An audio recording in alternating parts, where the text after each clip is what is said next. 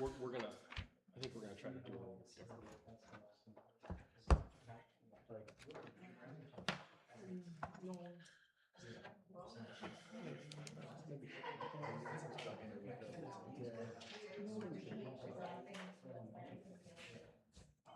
Have you seen those?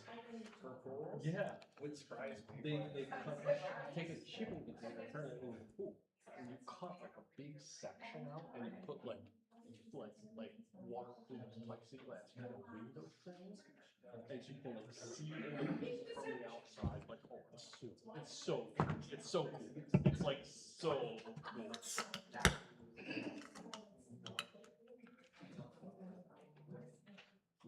It's not like you just take one off the ship. Like they do a lot of work. Yeah. I mean, I was surprised.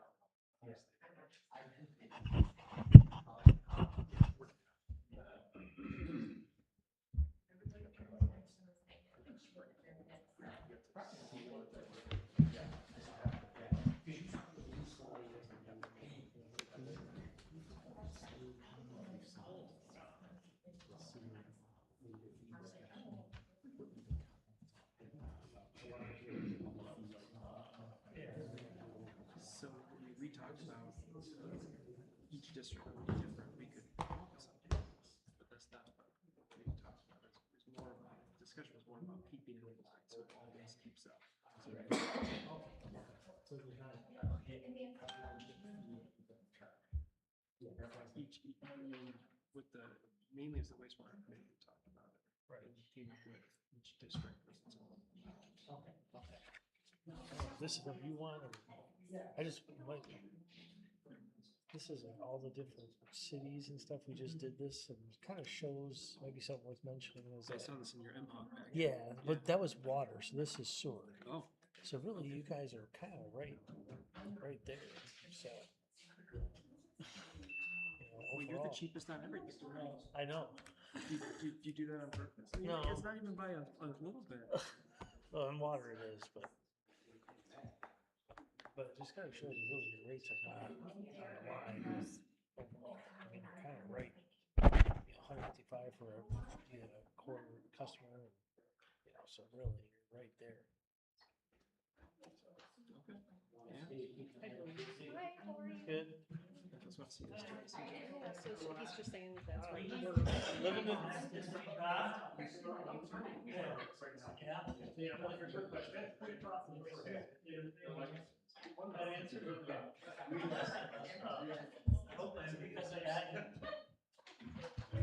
because of that. Well,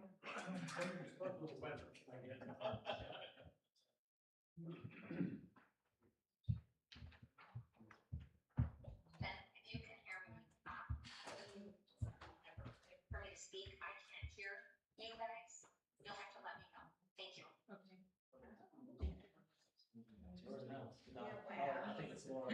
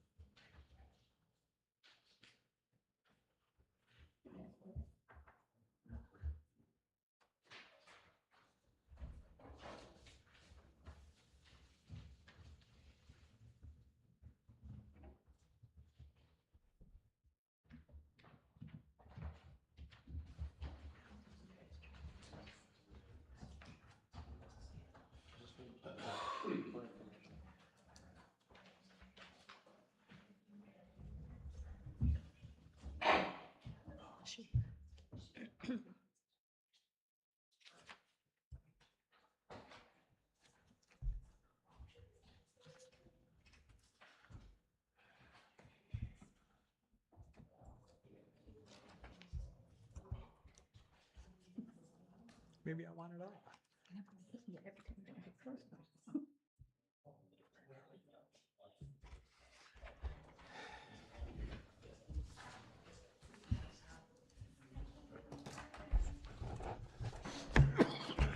Actually, I watch the meetings. I do okay, generally. Hello, it's 6:30. I'd like to call the July 13th, 2026 Howell Township Board regular meeting to order. Do we have a roll call? Rob Spalding, Here. Sue Doss. Here. Jonathan Hohenstein. Here. Matt Counts. Here. Tim Bull. Here. Jody Fulton. Here. Bob Wilson. Here. Can we stand for the Pledge of Allegiance? I pledge allegiance to the flag of the United States of America and to the republic for which it stands, one nation, under God, indivisible, with liberty and justice for all.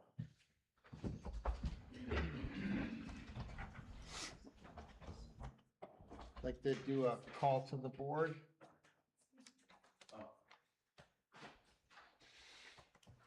Mr. Chair, for the agenda, I know we have some changes, but I'd like, if we could move 8E under new business as close as we can get it to the top. I understand we have some video presentations that we're waiting for.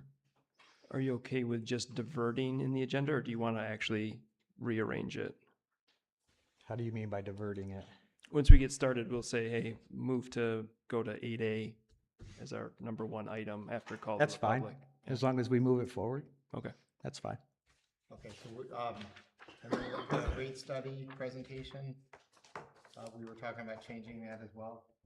What I'm saying is we'll just do it as we go, as As we opposed to go. making a motion to Okay. rearrange. That's okay. Okay. So we have a motion for the agenda with the process of making those changes. So move to accept the agenda as presented. Support. Okay, any discussion? All in favor? Aye. All right, okay. We'll do approval of the minutes for the regular board meeting on June 8th, 2026. I'll make the motion to approve the board amendments from June 8th, 2026. Second. We have a motion and support. Is there any discussion on the minutes as presented? They look good to me. Anybody, any comments? All those in favor signify by saying aye. Aye. All right. Next, call to the public. This is when the public can address the township board. Just come up and give us your name and address and talk away.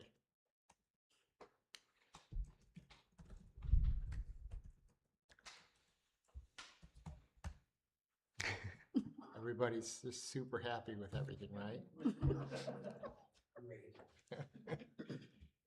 Okay, seeing nobody, we'll close the call to the public. And according to what you wanted to do for the agenda changes, we will go to the UFI rate study presentation. This is just a presentation from the rate study for our sewer rates for the plant, and we have Dawn Lund from UFI on a Zoom call. So it should be.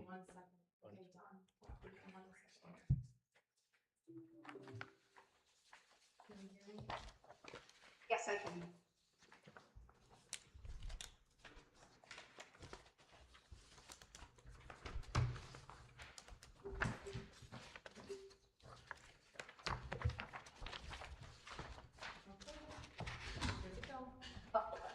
Okay, great. Thank you. Thank you so much. Well, good evening. My name is Dawn Lund. I'm Vice President of Utility Financial Solutions.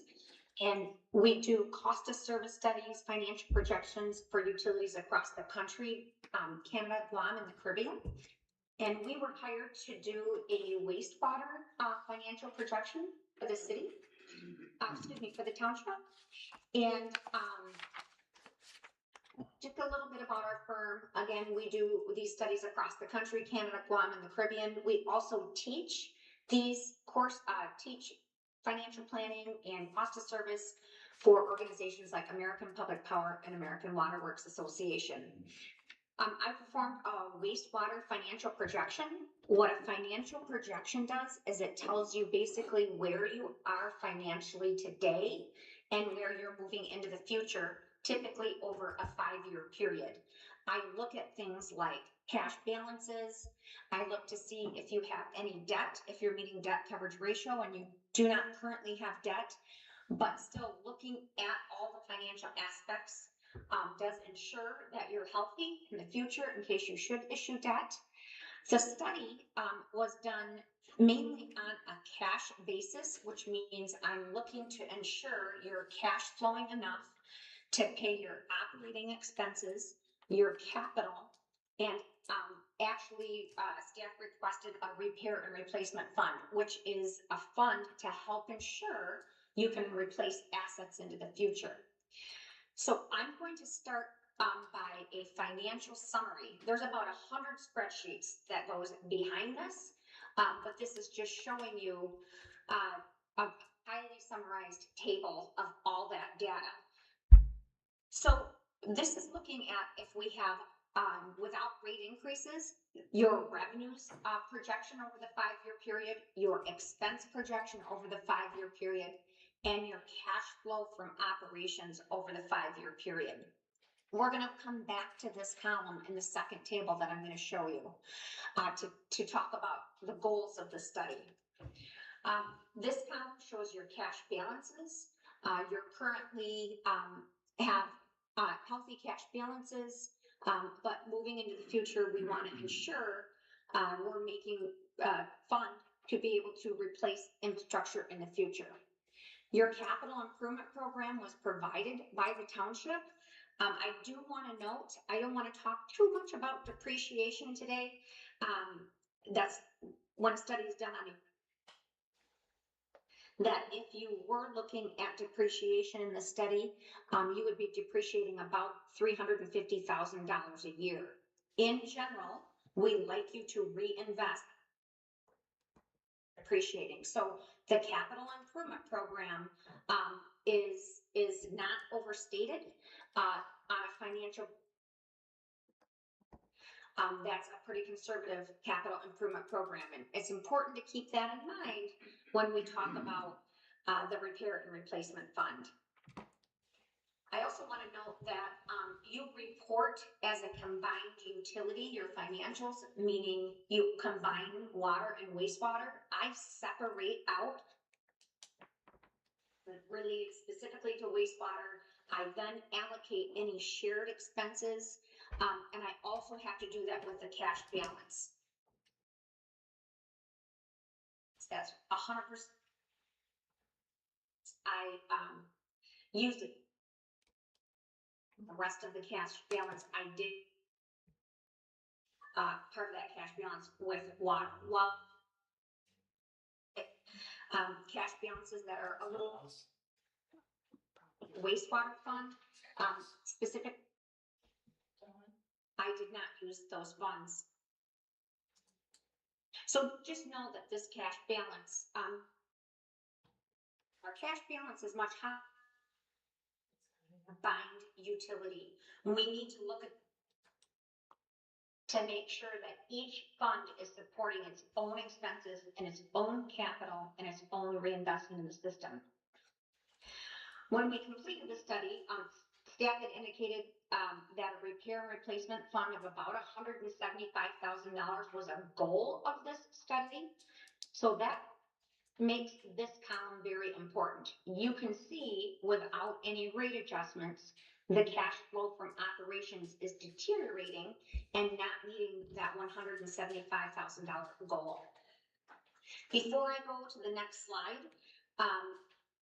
putting in a rate track and then going over these same targets, do you guys have any questions? Not yet. Nope, I don't think we do, Don. Okay. So the goal here, if we go back to the column, this column here, which is cash, part of this, we're producing about repair and replacement fund for capital in the future. Your capital improvement, I would not consider aggressive.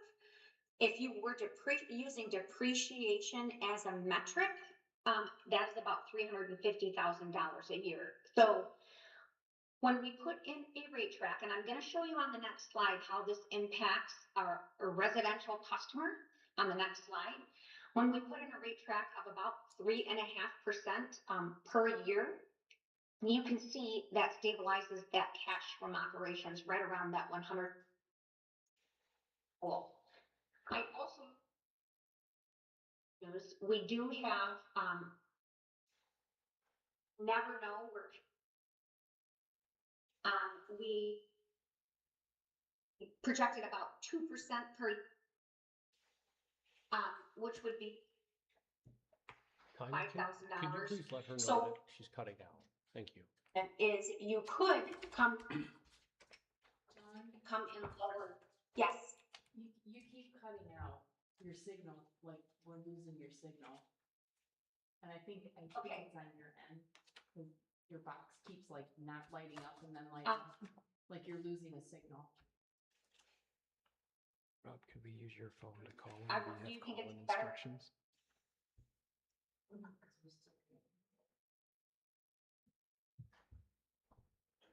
Are you there? If Dawn, if you think it's you, do you want to try calling in and call Jonathan? Maybe we put the phone at the table here. Yeah, I'm on. Word. Yeah, you're still coming in and out.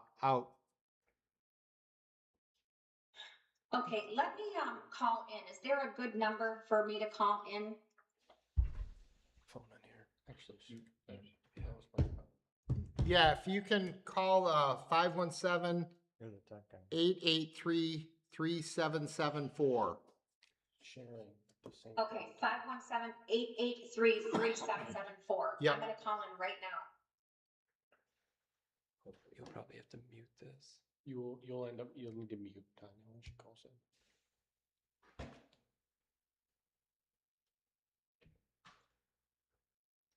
She's sharing. And make adjust my. Dawn? That's all basic. Okay, is this better? All basic. Yeah, it appears to be. I'm not sure Put it Every- through oh. the speaker. Oh, Put your mic, yeah.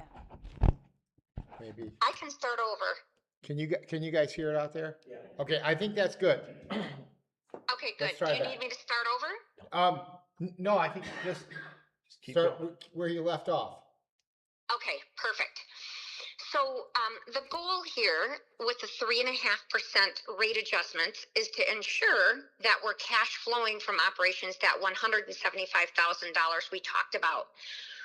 Why this capital improvement program column is important is because if we were to use depreciation as a metric, that would be more like 350,000. My point in bringing that up is I don't think your capital improvement program is aggressive. And therefore, if we plan for that repair and replacement account and your capital improvement program increases in the future, you've got that safety factor there. So how this affects the residential ratepayer is we have a current meter charge of about $25.69. Your current consumption charge is $9. The average residential user using 5,000 gallons currently pays about $70.69. A 3.5% rate increase, we would recommend moving the meter charge to $26.50, the consumption rate to $9.32, for a total bill of $73.10 or a $2.41 increase in their monthly bill. This, again, produces about a 3.5% rate increase, and overall for the system, about $175,000 in cash flow from operations for a repair and replacement account. You also have ratepayers with no meter. You're currently charging, regardless of usage, $36 for that charge. you can see that when we compare it to the 2569 and the consumption rate, that's about the equivalent of 1.15 units. That's very low. In general, an average residential customer uses about 5,000 gallons. Your particular system with your statistics was about 6.67. But I am being conservative and targeting more like the 5,000 because that's more the average across the country. And we did have a few questions on the billing statistics. So I wanted to make sure I'm being conservative from the payer standpoint when we look at the 5,000 gallons here. So this no meter customer, we would phase in increases on that customer charge and phase in equivalent units, adding 1 unit per year until the no meter customer meets the same average bill of 8116 as your average residential ratepayer. We felt like it would be really important to phase that in over time instead of having it in an aggressive movement there.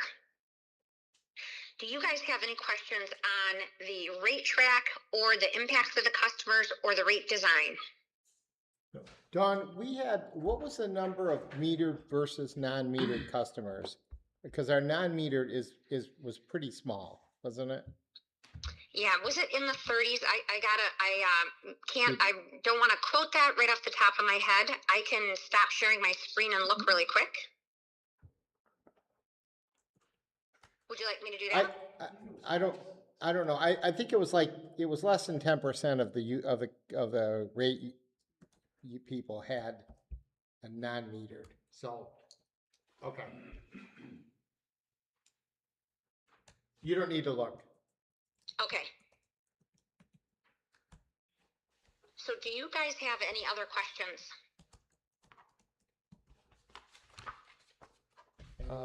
I have a question. You keep saying staff requested the $175,000 fund for repair and replacement.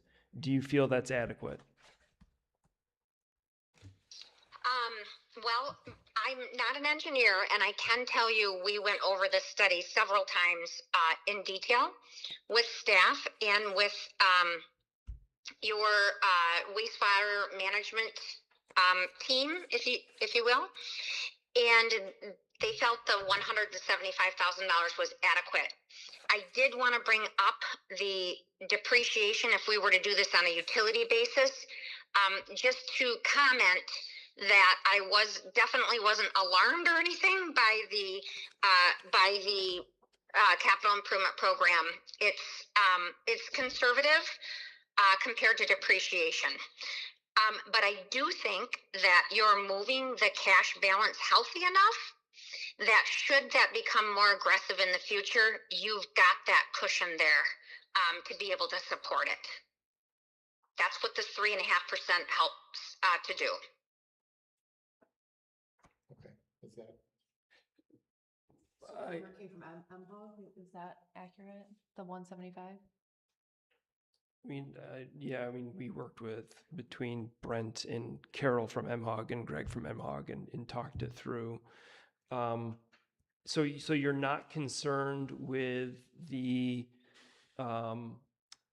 you say depreciation is 300 and some odd thousand, our capital improvement is half that, and that doesn't concern you?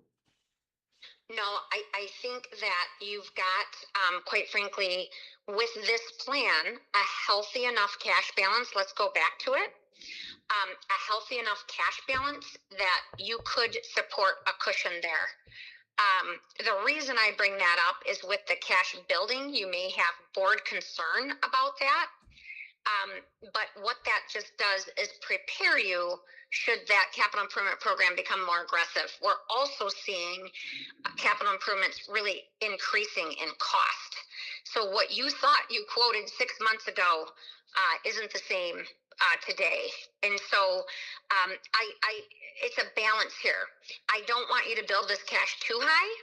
you could start getting questions from your ratepayers, or you yourselves as a board question that.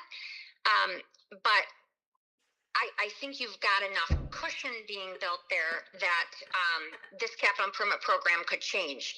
Now, should you see the capital improvement program getting really aggressive in the future, of course, you'll want to revisit this. In general, in the perfect world, you would update this financial projection every year with your budget process. Sometimes we have utilities that'll adopt, up to 2 years of rate changes before they recheck this to ensure the rate track is on schedule. A very small percentage would adopt the whole schedule, but keep in mind, if you under or overshoot this projection, when you update it in the future, that's when you can make corrections. So it's a balance here. I'm a little bit worried about showing the cash balance going too high, but I do want to point out that this capital improvement program is not over aggressive. Okay. And I think one thing to note, Dawn, is there was no growth projected in these numbers. So what you will see is the only growth you're going to see was in those connection fees. And when I say growth, it was new connections there. So there wasn't any growth planned in the usage. We're conservative there. But as you know, connection fees, you could get 0 in 1 year. You could get 50 in 1 year. And so we projected at 20 per year. That's why you see, let me go back one more slide. That's why you see this changing a little bit each year, because the movement of those numbers. But a connection fee, we planned on about $100,000 a year and moved that forward. Well, when we're talking about growth, I was talking about new rate users. Is that what we projected? On page 1 of the study, it has growth, and it's 0% all throughout the whole 5 years.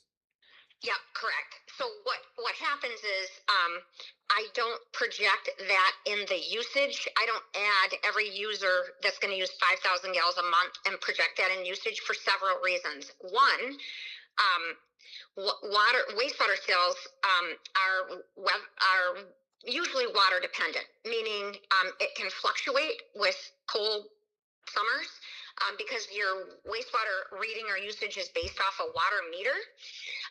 And so we're conservative that way. But where we did put the growth was a one-time keeping it steady, $100,000 in connection fees. Okay. So basically saying that there would be 20 new homes per year? Yeah, one of the trustees is saying that you're assuming 20 new homes connecting in your numbers each year. Correct. Yeah. Okay. Now okay. that's important because that number could be higher or that number could be lower, as you know. You don't know, but we reviewed that, as you know, in detail, and that's what we felt was we were pretty confident that we could rely on that number. Okay. Was commercial brought into this at all? The question is, was commercial brought into this as well? So 20 connections at $5,000. Let's just pretend if the way you set that up is to say, okay, a commercial connection is going to connect on and there are 5 REUs, so that's 5 of the 20. Or we've got 20 individual homes, or we've got a combination of commercial / industrial. And where did we come up with the number of 20 for the growth? Did you hear that, Dawn? What was the question? Where did we come up with the 20? Well, we looked back historically. I think it was about 3 or 4 years ago, you were in that range. The last 2 years, you ramped up slightly. We didn't feel that keeping it ramped up was wise, projecting out long term. And so we used more of backing it up a little bit historically. Okay. Thank you. Okay, thanks. Yep. Great questions. Any other questions? We have none. Well, I really appreciate you having me present tonight. Did you want me to stay on the line, or I didn't know if you were making a decision tonight? I don't know if there's a decision that we need to make tonight. When will we set rates for 2027? We do need to discuss that as Oh, we to, do? yeah, when this Okay. rate will go into Oh. effect, yeah. Do we, Can I ask, does the REU discussion we're gonna have, it sounds like that's where a lot of this growth is calculated at. Does that also play into if we leave these numbers as what she has projected? Like if we were to approve this rate at this amount that she's suggesting, and then we get to the REU discussion and we decide to mess with those numbers, would it affect this decision? Right? They do, I don't believe that that really came into her calculation though, Okay. yeah. So would an appropriate action be to accept the proposed 2027 rate structure? I mean, unless people have questions, I don't know that we need to keep Dawn on the line. I think we as a board need to discuss when we're gonna accept this tonight or not. If we are looking for something else, we need to understand that. And then when does the rate take effect? Okay. Does anybody have any questions of Dawn? No. Okay, I think we're all set. Dawn, thanks for taking your Great. time to present. Yeah, thank you so much. I appreciate it. Okay. Thank you. Have a good day. Bye-bye. Okay. So, discussion on the proposed rate study, and we'll keep an eye on where we're at with the rates. I don't think we're planning on doing this every single year, right? So, but we can kind of keep and see where we're tracking with how much cash we have, you know, how much money we're spending on improving things or on that. So we can kind of self-track where we're at and not have to do this every single year. Carol from MHOG sends us reports regularly, so I think Brent will be able to use those and essentially take Dawn's rate here and her projection and essentially, you know, like fill it out, right? See where we're at and see if 3.5 is still good for the next year, or if it needs to be more, or if we should dial it back, right? So we'll be able to look at that with the kind of combination of information. Okay. Seems like MI Homes is gonna have more than 20 houses a year. Yeah, That's why we went with that number. yeah, We were trying to be conservative on how many we planned for, but we knew MI Homes has phase 1, phase 2, phase 3 already lined up. So that's how we got there. and I think we want to be conservative on this. You do, because I'm here. it could slow down, right? Yeah. And then, yeah. But Yeah, the worst problem is to have too much money and have to consider lowering the rates. That's really, yeah, I think yes, we want to be conservative, but also like the more users we get, yes, the more connection fees we get, but also we got to make sure that we're staying in line with our operating costs at that point in time, right? Chemicals become more, the chemical costs rise. And Greg, maybe if there's feedback on this comment, but like, then your equipment, your equipment wears out faster and so on and so forth, right? So I think we need to be cognizant of that.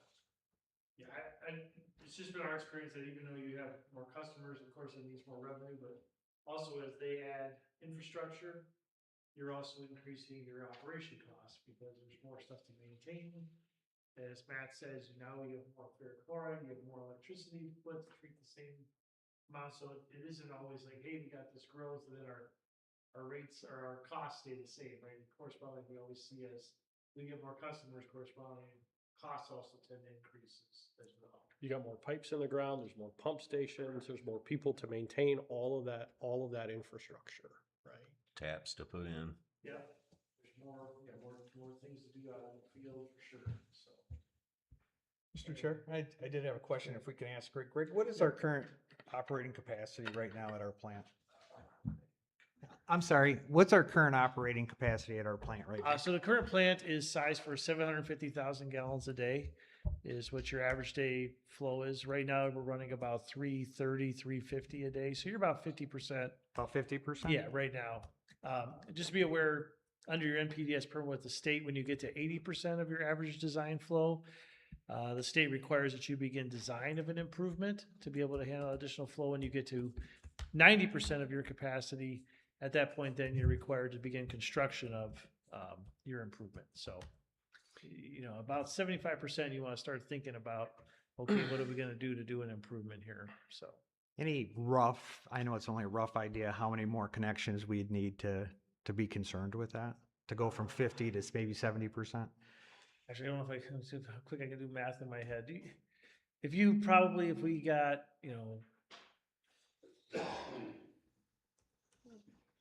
another 250,000 gallons a day. If a home is 218 gallons a day, is about what we say. So take 250,000, so about 1,000 connections maybe, or not quite that many, but it depends how big the connection is too, right? You always say connection, that's a house, but you get a couple industry buildings or something that are high flow, or commercial buildings that are high flow. The one thing we battle in your system is a little bit of infiltration. It's not horrible, but we have to watch out for that as well too. When we get heavy rains, your flows kind of go up about 450,000. Thank you. Which is normal. Just a couple of things too, quick about the cash thing. What we talked about in the rate study with them is, when she was showing your cash, like one thing, the kind of industry standards, you want to maintain at least 6 months of just cash of your operating expenses. So if your annual operating expenses are $1 million, you want to make sure you never dip below, at least 6 months of that for cash. The 175,000 was to do a repair and replacement fund for those things that are unforeseen. You don't have them in your capital improvement plan, but one of your major blower motors goes out and it's an extra 100,000. Well, that's what that replacement fund is there for, is you can absorb those things, and then your customers are not seeing high fluctuations in rate changes each year because, oh crap, this year we lost money, this year we made money, and you don't want to operate on that. You want to have that reserve fund there, that repair and replacement fund there, that when you do get the unexpected, unforeseen underground, right? We're underground. We don't see our infrastructure. It's not like a road where I can drive by it and see how it looks. It's underground. So that's what that's for, is to handle those types of things so that you can maintain a nice steady rate for your customers. So that was the goal of that repair and replacement fund that we discussed with Don.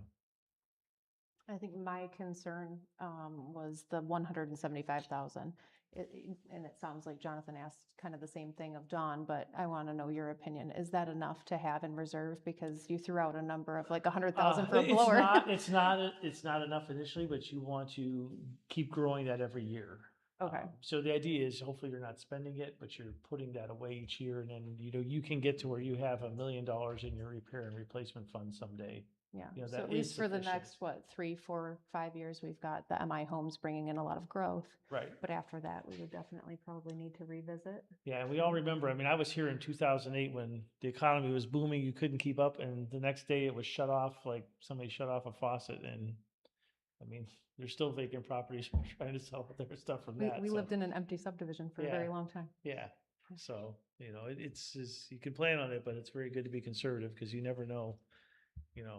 What bomb someone might drop to change the world. So. And this is the first time that we really have done this with this rate, right? So there was a rate study done in 2010, and that's the one that set the rate at where it's been. So the rate hasn't changed since that rate was set in 2010. Okay.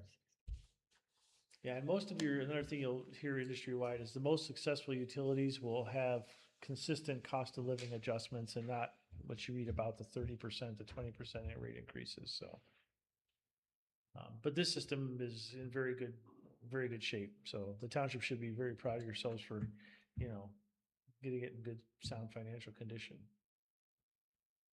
I've only been here 3 months. So. Don't give me any credit. No, this is good, and what we want to be able to do is keep the rates increases or flattening or whatever, consistent, so there's no surprises. And then, like you said, when there is a surprise out in the system, we have money to fix it because we planned ahead. And the customers don't have any impact on them when we have to buy a $200,000 pump. Right. Or do something, so. Rob, I have one more Yes, question sir. for Greg. Dawn commented a lot on our approach to the capital improvement fund as opposed to depreciation. Would you like to provide your thoughts on that?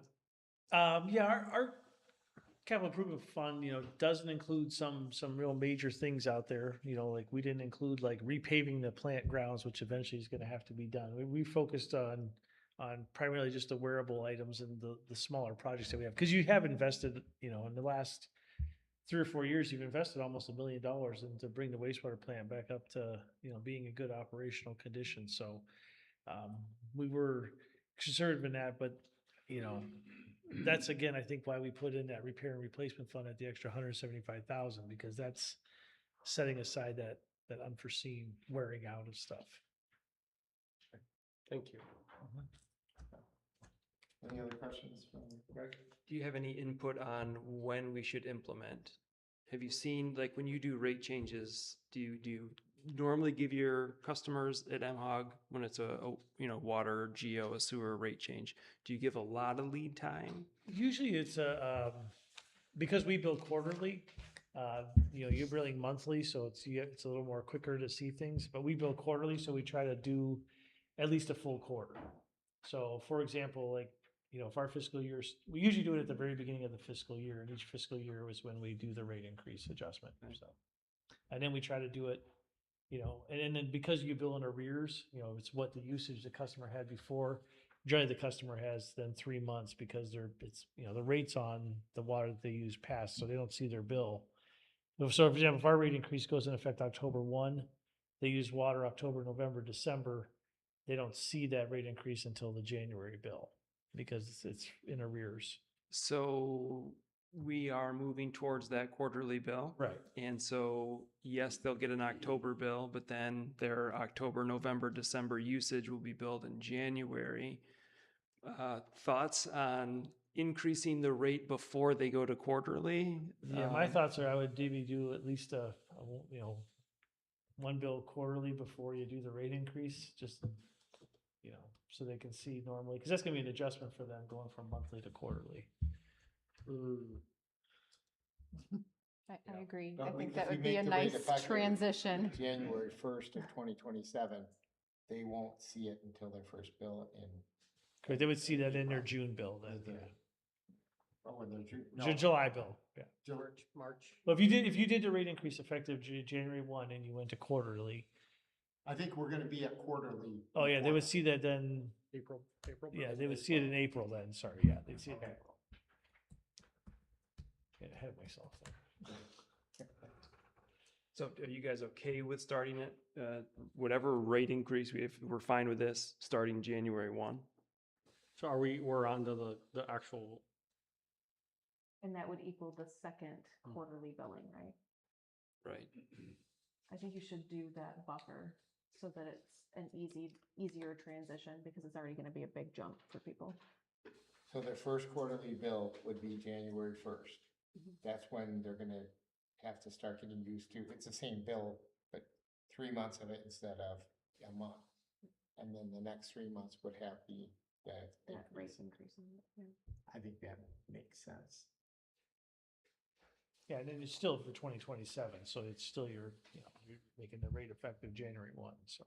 It just makes it a little hard because it's not our fiscal year. Like Right. if we said it's effective immediately right now, right, that's our fiscal year because they're paying for when people get their July bill, it's for usage in June. Right. Right. So then starting with July 15th, whenever the bill gets, sent out, that's the usage that, would be for our fiscal year. So it basically cuts the rate adjustment for 2027 in half. Right? yeah, in The rate reality, adjustment- yeah. The rate adjustment Because for you're waiting fiscal till January. 2027 Yeah. is cut in half. Yeah. It's 1.75%. if we did it now, because our fiscal year starts now, they would get 2 or 3 bills of the just monthly with the new rate on it. Yeah, so before they they'll went to get quarterly. July, August, September, October, and October is the last bill they will get that is monthly. Okay, so in my opinion, either way, I would be fine with it as long as they're not getting the rate increase and the quarterly all at the same time for the first time. I think that would be That's a fair. little bit of a That's- sticker shock. That's fair. Makes sense to me. And then we can blame it on Greg, right? If we start, are we talking about starting the rate increase now? I think January 1st, right? Right? We're still at January 1st, right? Well, it's either, or was she, that's not what she was saying. Right, I know. Either way, as long as Yeah. we're not doubling Yeah. it all at the same I time. mean, I don't think with we the need to quarterly. start it. I mean, we can give a break as long as we can, right? Make it till January. Yeah, and then January 1st, the rates will be higher. They'll have their first quarterly bill at the old rates. And then in April, they'll get their January, February, March bill that will have the new rate on it. And it'll be their second quarterly billing. Can I ask Jonathan one more question? Because you do utility billing stuff too, right? Are you involved in some of that? Well, maybe you can answer this for me either way. Is there an advantage to doing it for the fiscal year? You mentioned that our fiscal year starts now. Is there any type of an advantage for us, staff-wise, to do it that way? The only advantage is that you should really be looking at this on a fiscal year basis. So we would look at, we're looking at this now and we're saying, well, in 6 months, we're going to change the rate. Well, then 6 months later, we're going to be looking at the rate and saying, is this fine? Should we adjust it? But we don't have a year of information. We have 6 months of information. So that first year would be, need to be omitted from future budget forecasting because it would be half a year of captured rates. I think it would make it harder on Brent and us, honestly, in a year from now, or, you know, in April, May, June, when we start getting the budget around, we start trying to figure out what does this look like? It's going to be a lot harder to say, yep, 3.5 was the right answer if we wait till January. What if we do it now? Or even as Jody suggested, it could be a few bills out, but it just has to happen before they get their October, in October when they get their bill for September. It has to happen before that so they see that difference prior to going to quarterly. Do we need it? I mean, do we need to start the rate increase earlier just for budget reasons? It seems like we've been doing okay. I think you're talking about, the study looked at a rate of, or an increased monthly bill of $2.41 for an average user. So, per month, right? So that's roughly $7.20 per quarter, right? Did I say 250 or 240? It says 240 here.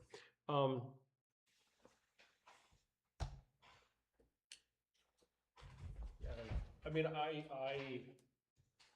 I definitely see the benefit of having a full year's worth of data to see if we've made the right decision on the rate. So that would be implementing it soon.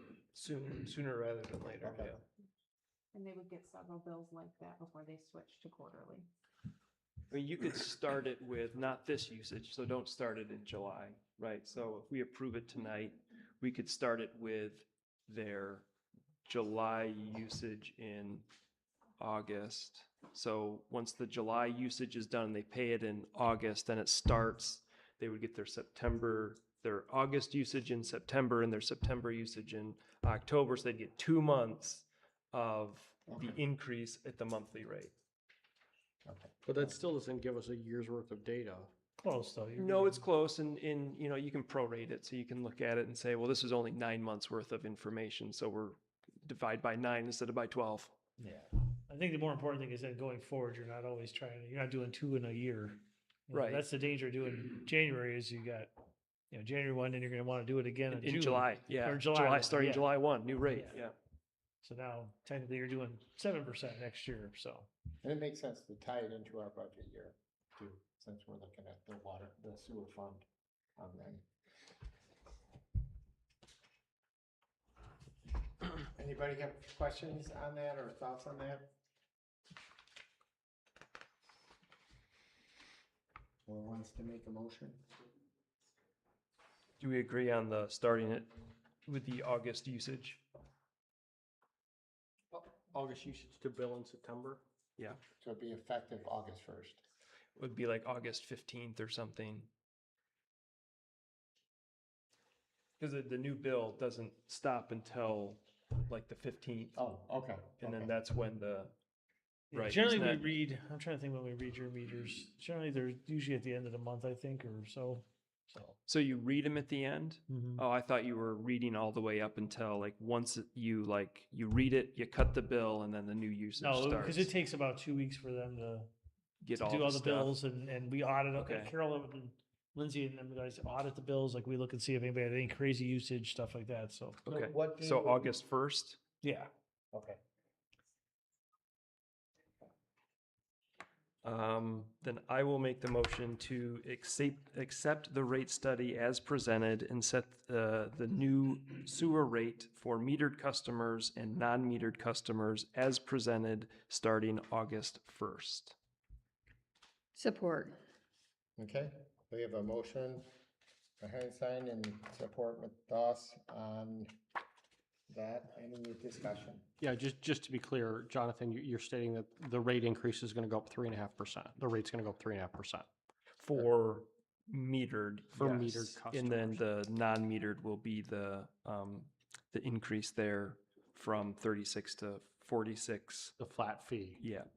Okay. Do you want Tanya to put it as part of the motion from the current charge to the proposed new charge on those? Or just reference it as accepting it from the rate study? Well, maybe that is a good correction because the proposed says 2027. So a normal person wouldn't know we're talking about like fiscal year, Fiscal year. right? 2026, 2027. So that might be a little confusing. So let's see.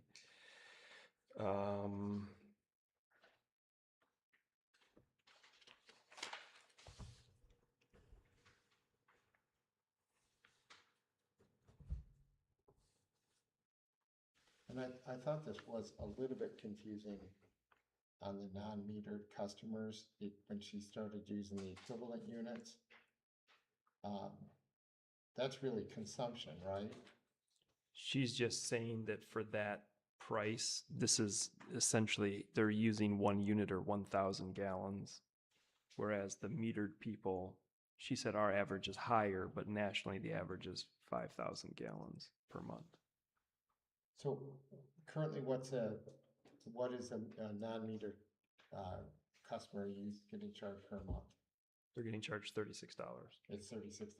So that $46 includes the increased portion of the capacity or consumption.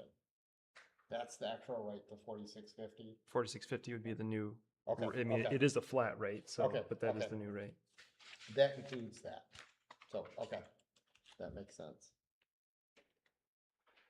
So if it's okay, I guess the change to the motion will be move to accept the rate study as presented and set the new sewer rate as proposed for 2027 for metered customers and non-metered customers as presented starting August 1st. You okay with that? Yep, I'm okay with that. Okay. So any discussion on that? Tanya, are you okay with it? Okay. All those in favor signify by saying aye. Aye. Okay. Good. Thanks, Greg. Thank you, Greg. We're actually going to deviate for one other thing and then we'll come right back to this. So then you don't have to stay for the rest. That, Stay for just a minute. Yeah. can we push him in front of everything else too? Is it okay if we go to 8D and E? Well, really 8E. Go to 8E and then 8B and then do the meeting from the top. Do we need a motion for that or no? We have in the past. I don't know if it's technically required, but so let make a motion to deviate to item 8E followed by 8B and then 7A. Support. Fantastic. Okay. So next on our agenda is, Do you want to vote on it? oh, All those in favor? Aye. Okay, sorry. Next on our agenda is a recognition of a 20-year employee for the township. Carol McCushik, is that? Makushik, okay. I'm horrible with. Are we gonna make her, He's new. Huh? are we gonna make her come up? Well, we have a motion. Okay. I think we want to move and support it. Okay. And then I would like to read the motion, and then if you could want to come up, Carol, as part of the discussion, if anybody has anything to say about the resolution, we can say that. So Carol, would you want to come up? Make sure you're where the camera can see you. Make sure the microphone's on too. Pardon?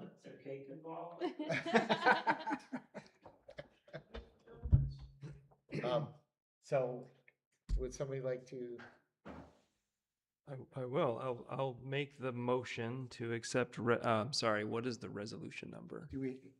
568. 568.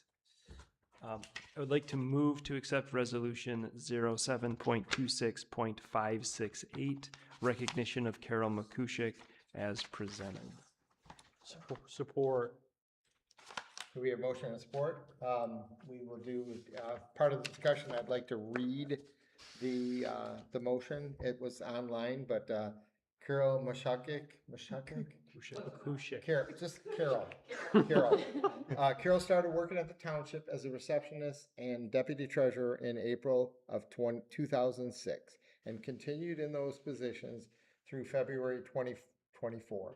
And whereas Carol has worked in the assessing since 2010, became the office manager in 2016, became deputy assessor in 2024, and the deputy zoning administrator from March 2024 through April of 2025. And now therefore be it resolved that this township board, on behalf of its members, officials, the employees, and citizens of Howell Township, do hereby express to Carol our sincere and profound appreciation and thanks for her years of dedication and service, and for all the little things, and I want to add big things. A lot of people, she took care of a lot of our residents through the years, and us too. She has done for Howell Township over the years. Be it further resolved that Carol has be presented this resolution as a formal and permanent recording of her service to the Township of Howell, attested to by the Township Clerk. So that is the resolution.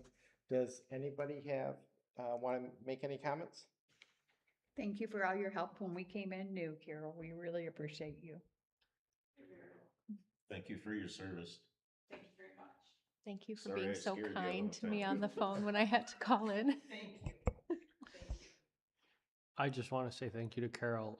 When my family moved here, Carol was the very first person I met in this office and gave me a lot of good advice. And I was learning all about all of the things that were happening at the time with water and sewer districts then and rate studies. And I said, well, who do I talk to about this? And she said, well, you can go to the township board. And then I ended up here. So thank you. But thanks for everything, Carol. I wish you all the best in your retirement. I will say this one's been hard for me. Carol was my deputy when I started. She helped me every step of the way. Made the job possible. When you start these jobs, you have an idea of what it is, and it turns out as soon as you step in that door, you were absolutely wrong about everything. And you need somebody like Carol to be there to help you along the way. And she was great for me. She was great for the office. She was great for the township. And has everyone spoken? Nope, I have something. Oh. So,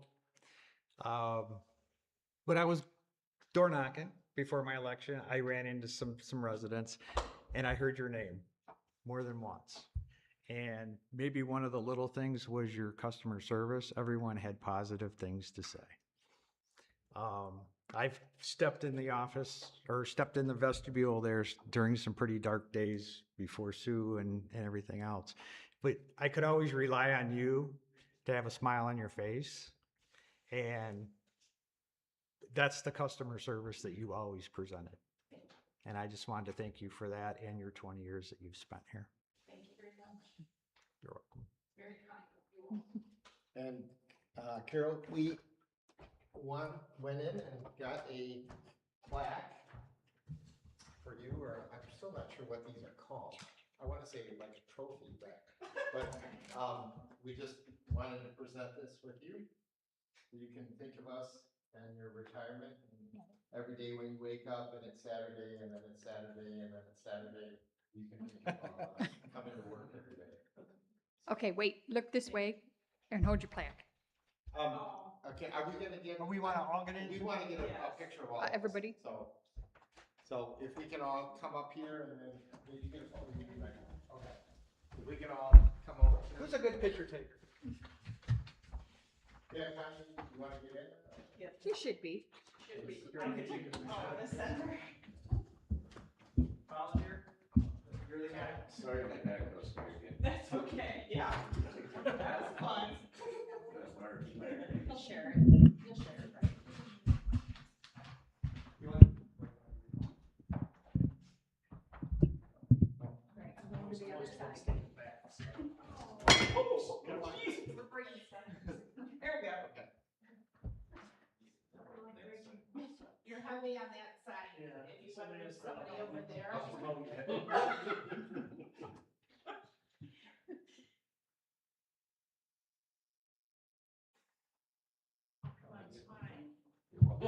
Thank you very much. You're welcome here anytime. Thank you very much. All right. Thank you. Thanks for a good Thank job. you. you done. Thank you.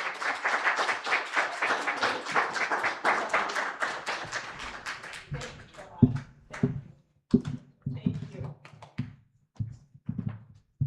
Thank you very much. Thank you.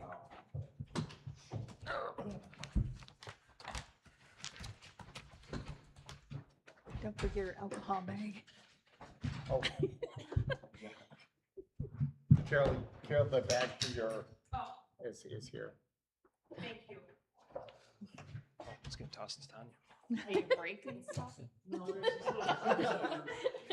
Those are Okay. crucial. You fit right.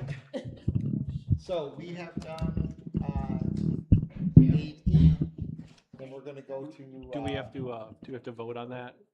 Oh, I made it all, yes. on the resolution. We gotta vote on the Oh, yes, sorry to do resolution. the Good catch. resolution. Well, it would be awkward if it didn't pass. Yeah. So, all those in the, Roll What? call? You didn't Oh. call. all those, roll call, please? Bull, Yes. Counts, Yes. Wilson, Yes. Doss, Yes. Bolton, Yes. Hohenstein, Yes. Spalding, Yes. Okay. All right. So moving on, we're gonna go to, 8.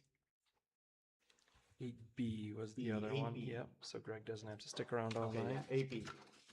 So 8B is sewer and water REU fee discussion. So I mean, it's in the report, but, you know, as a wastewater treatment plant committee, we discussed this. We did talk to Greg about it. We wanted to make sure it made sense in his world too. And Greg's comment was he appreciates the fact that the rate will, the REU cost will increase over time so that you don't get behind on things. And so you don't end up having to make some big correction later when the fee isn't keeping up with, you know, all the costs and different things that we use the money for. So this is what we discussed. Obviously, there are other possible solutions that we could do, but we discussed essentially per district, looking at what it originally was versus what it is today using CPI. And then we're recommending just to round it down to make it easy. So starting January of 2027, the 2027 RU cost is what we're talking about. And then in the end of 2027, we will update this with the CPI for the 2028 amount. I think it would be wise to bring this number to the board every year anyway, because we talk about the connection fee, so we can bring it to the board every year at the same time that we're discussing that, so you kind of see the full picture on a yearly basis.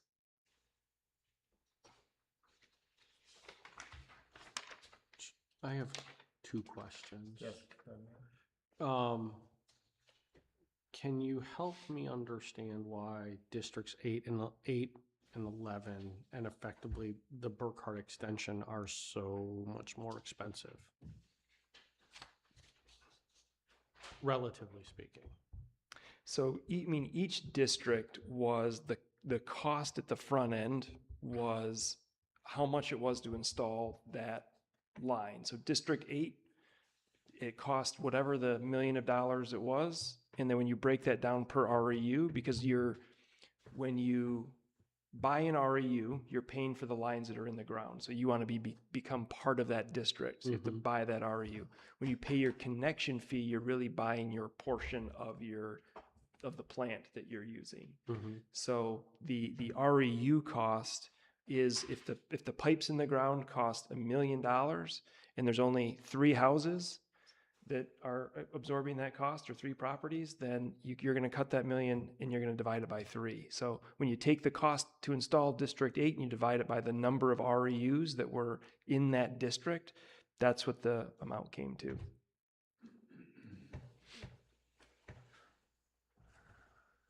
So there's just a lot less REUs then in that particular area, so it's a higher amount per It was REU? either that or it was more expensive. Maybe there's a few pump stations in District 8, so each pump station costs a lot of money. So Okay. So either there's not as many people or the infrastructure was more expensive. yeah. Thank you. And you're proposing making this effective January 1st? Yes. Yep. we wanted to discuss it now while we're talking about the rate, so that it was, you're looking broad picture here as opposed to waiting and talking about this at the end of the year. And this really isn't tied to our budget year necessarily. So do we want to tie it to that, or does it? Historically, we've the ordinance reads that the connection fee is set by the township board yearly.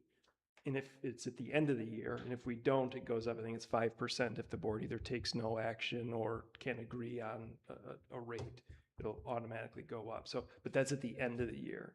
So I thought it would make sense to tie the two together, since a lot of the times when people are looking to hook up to sewer, they're looking at both fees. Okay. But these are the REU costs. This isn't the connection fee. Correct. And all this money goes back into the same fund, right? All of the REU costs? All the REU They costs. do, yeah. And this is where the growth is heavily weighted at, is on the REU costs, right? So with growth, you do get REU buy-in, essentially. Like if you look at MI Homes, Yeah. they pay a $5,000 connection fee for sewer, a $5,000 connection fee for water. The first phase, all of the REUs were paid for on the property as a special assessment. As they move forward, eventually those will run out, and then they'll have to start buying REUs on top of it. Okay. Yeah. But I meant like the fund growth is heavily weighted in the REU costs that we're recouping, not as much in the rates that the current users are paying for just their usage, right? I would say that's true. Greg, would you agree that Wasn't that part of Dawn's? as we get new users, we're not really making more money off of their consumption charge. Yeah. So Jonathan, so I see the original assessment amount back from Whenever that the was different district years. start. What are they today? Do we have those on here? That's what today's. That's what they are today? That is, yeah. Okay.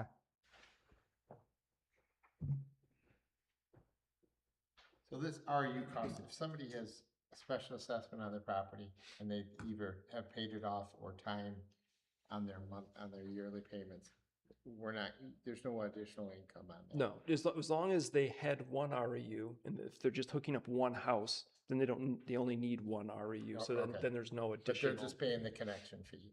Correct. On that. So the RU cost revenue that we would receive is RUs that somebody purchased that they didn't have already on their property. Yeah, so if I'm in a district and I split my property and you buy it and you want to hook your house up to, because you're in the district, because if you're within so many feet, you're in the district anyway. So you have to hook up to sewer. Well, I only had one RU on my parcel. I'm using it on my house. You bought the vacant land that I just split off. You would have to buy an REU to buy into the district and pay a connection fee. Okay. Okay.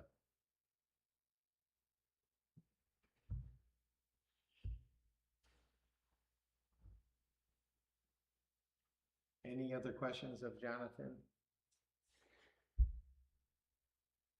I'm glad I'm on well and septic.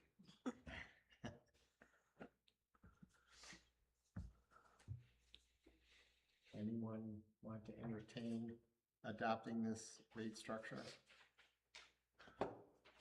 I mean, my concern with not adopting it, right, would mean that we would have to adjust the monthly user rates that we just set.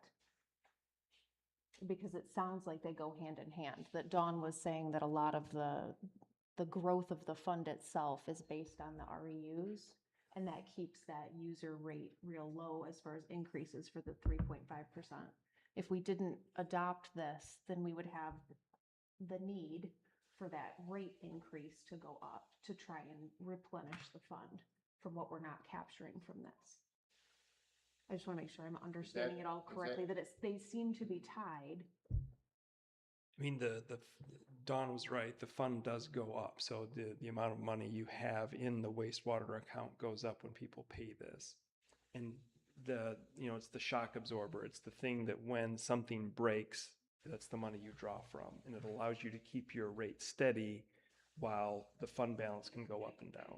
Yeah, it's, if you look at your report, Jonathan, on page 29 that you listed with this, and in the paragraph, where's that? Third paragraph in the bottom. It should be noted, however, that large future capital expenditures such as wastewater treatment plant expansion may require adjustments to the REU beyond the annual CPI. I agree with that statement, but I'll also say that's one of the reasons that you do not keep, it's almost detrimental to keep rates flat because you're not allowing for a cushion for the things, the unexpected events that happen, right? You almost have to, because if you don't, if we don't, then the only answer to resolve major issues that require capital expenditure is to spike rates, to make rates go up to cover it, right? To make user rates go up to cover it instead of making new buyers into the system pay whatever the CPI is. I mean, the alternative is that you create a special assessment. So if District 8 has a huge pump station that goes down, has to be replaced, it's a lot of money, you don't have it, or whatever the reason is, you can create a special assessment district. It would essentially be anybody who benefits, so it'd probably be all of District 8, Yep. right, to replace this thing. Yep. We would prefer to avoid that, but it is a possibility if things lined up just right and you don't have the money and whatever.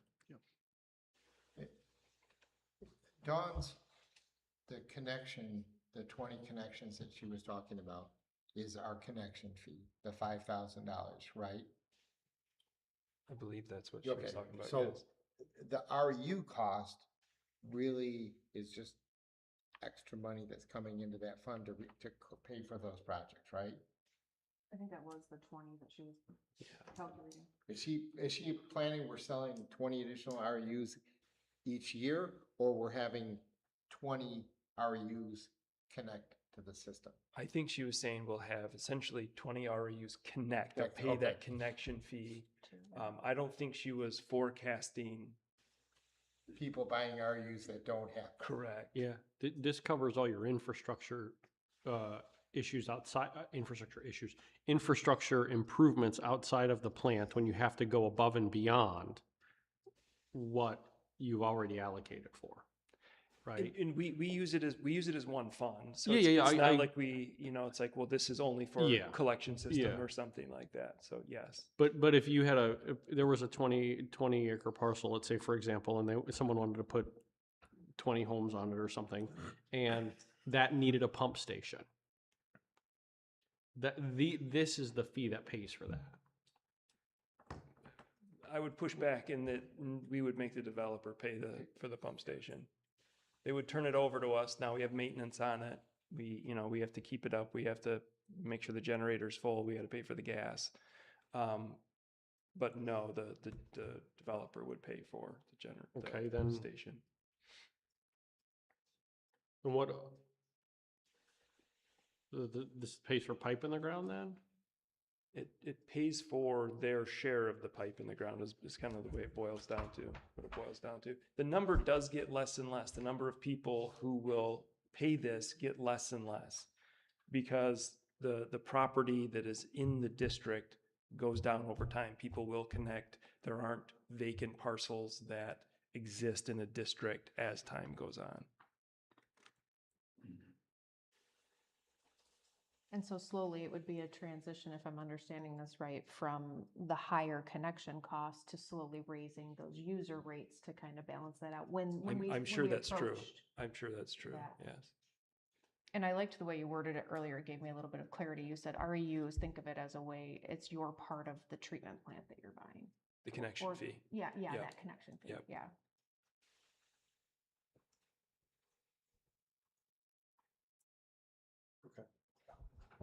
Some of it is a little confusing. It is Yeah. the way the system was set up at the beginning. I don't know why they chose that, but Have I heard Brent say in the past that he didn't count on connection fees in his conservative he nature? never budgets for them because He never budgets for we don't them, know so when they're it's gonna come. so it's usually, I mean, it's good for us that we have that surplus if we do get some development that year, which traditionally we do. But Dawn was only figuring the connection fees, correct? At 20? Yes, So the REU is extra. yes. And it goes in the same pot, right? I don't believe Brent separates it. I know the state made us combine the sewer and water, and I don't think that the sewer is separated out. I know that the funds just support the wastewater treatment in a whole. So just to clarify, the connection fees, you're buying your portion of the treatment plant. The REUs is for the infrastructure of the pipe in the ground that was put in 20 years ago, or 30 years ago in some cases. Is that correct? Yeah, as far as, yeah, so everybody does things a little differently. Every township is slightly different, but yeah, you know, that stuff was all bought and paid for, right? Like I said, there's no debt, bonds are paid off, so you're basically, the way I always look at it is you're funding the next improvement that has to be done when you buy those REUs. Thank you, yeah. I mean, there are cities that want development so bad and they have older systems that they don't charge you any of these fees. They just want people to be on the system. But that's not what we're at right now. And yeah.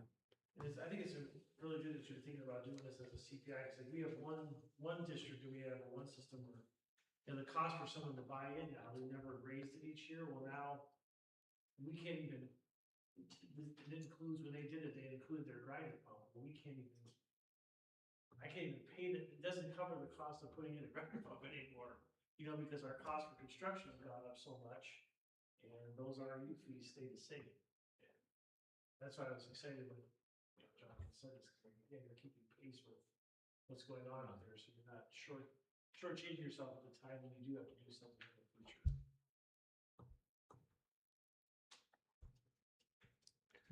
Motion to adjust the sewer and water REU fee based on the consumer price index as presented. Support. Okay, we Okay, motion and support. Any discussion? And we're essentially adopting what's in this table. Right, for January 1st, 2027, that's when that would start. Okay, any further discussion? All those in favor signify by saying aye. Aye. Okay, it passes. Good. Next item is, we're going to To 7A. 7A, okay. 7A is Howell Mason LLC versus Howell Township. There was a 311-page document in the addendum. Do you want to give us a summary of where it's at? So a couple of weeks ago, we did have thanks Greg, we did have the hearing in front of Judge Longsworth down in Brighton. She did not issue a ruling from the bench. She issued a written ruling, and she found in our favor on all counts.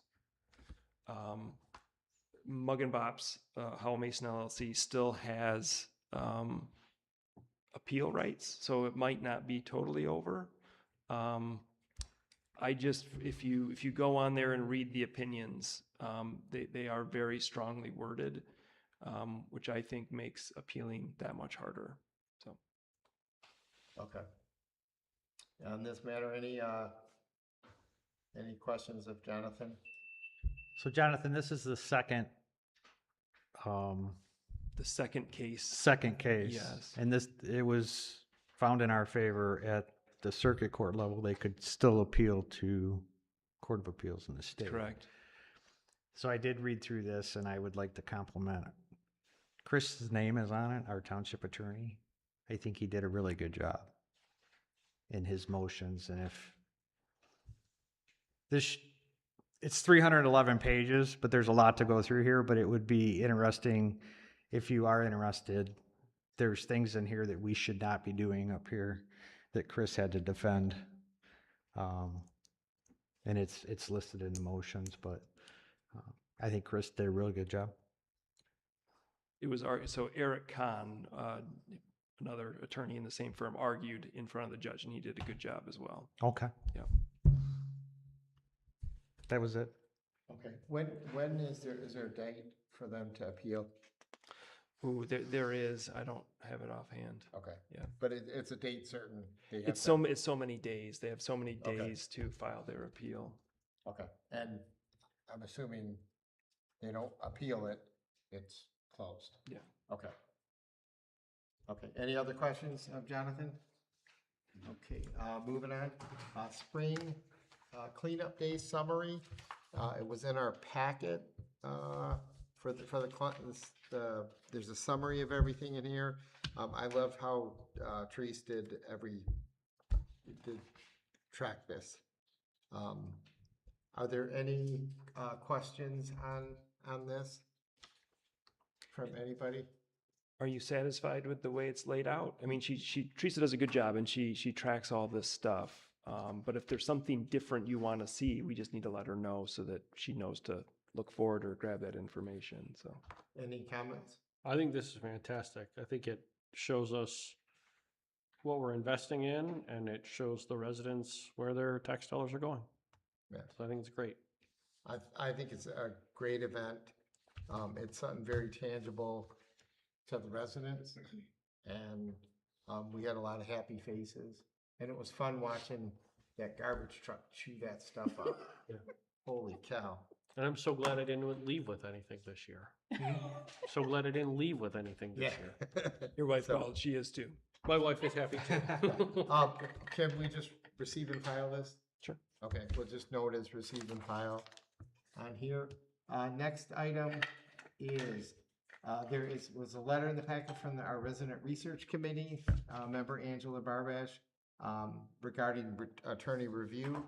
So if, Angela, if you want to come on up, we can discuss this. Hello, thank you. Nice to see you all tonight. Thank you for including the letter in the packet. We appreciate it. So there's really two issues that we're pointing out in the letter. The first is that The work seems to have stalled at the attorney's office for now 8 weeks unless something's changed in the last week. And the second is that there were 18 bullet point items of issues that do not require attorney review, that require planning commission or subcommittee review and discussion, and there's been no meetings. And so I want to make sure that it's top of mind for the board and also for the residents where we are in this process. And a couple of examples of the things that are in those 18 bullet point list are renewable energy requirements and how that may not make sense or may be redundant to state law anyway.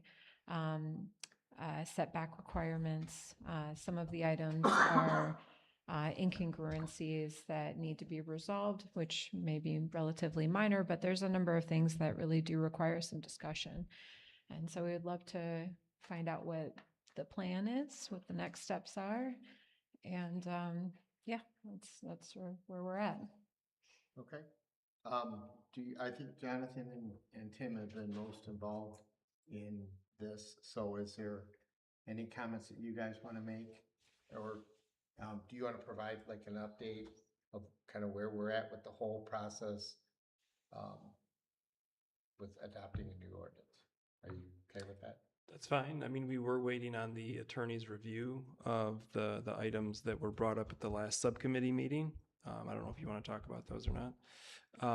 So we provided everything to the attorneys. We have received their opinion back.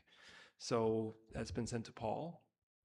He's working through it and incorporated it into his new draft. I did send an email to Tim, Matt, and Wayne regarding the subcommittee to see kind of what next steps are. But we'll work through that as we hear back from them, at least from my point of view. I don't know if you've talked to anybody or have any more. I just wanted to say thanks for the letter, Angela. It's very nicely written. And I too would like to move forward too. So at the same time, I compliment Chris. I think he does a really good job. Unfortunately, it's taken 8 weeks to get this back, but it just came back today or yesterday or We got it late last week. late last week. Yep. Okay. Great. So it has come back. Great. Your concerns, I think, with the items, I think we can work through those as a subcommittee level. Great. So we should hear about scheduling pretty soon then.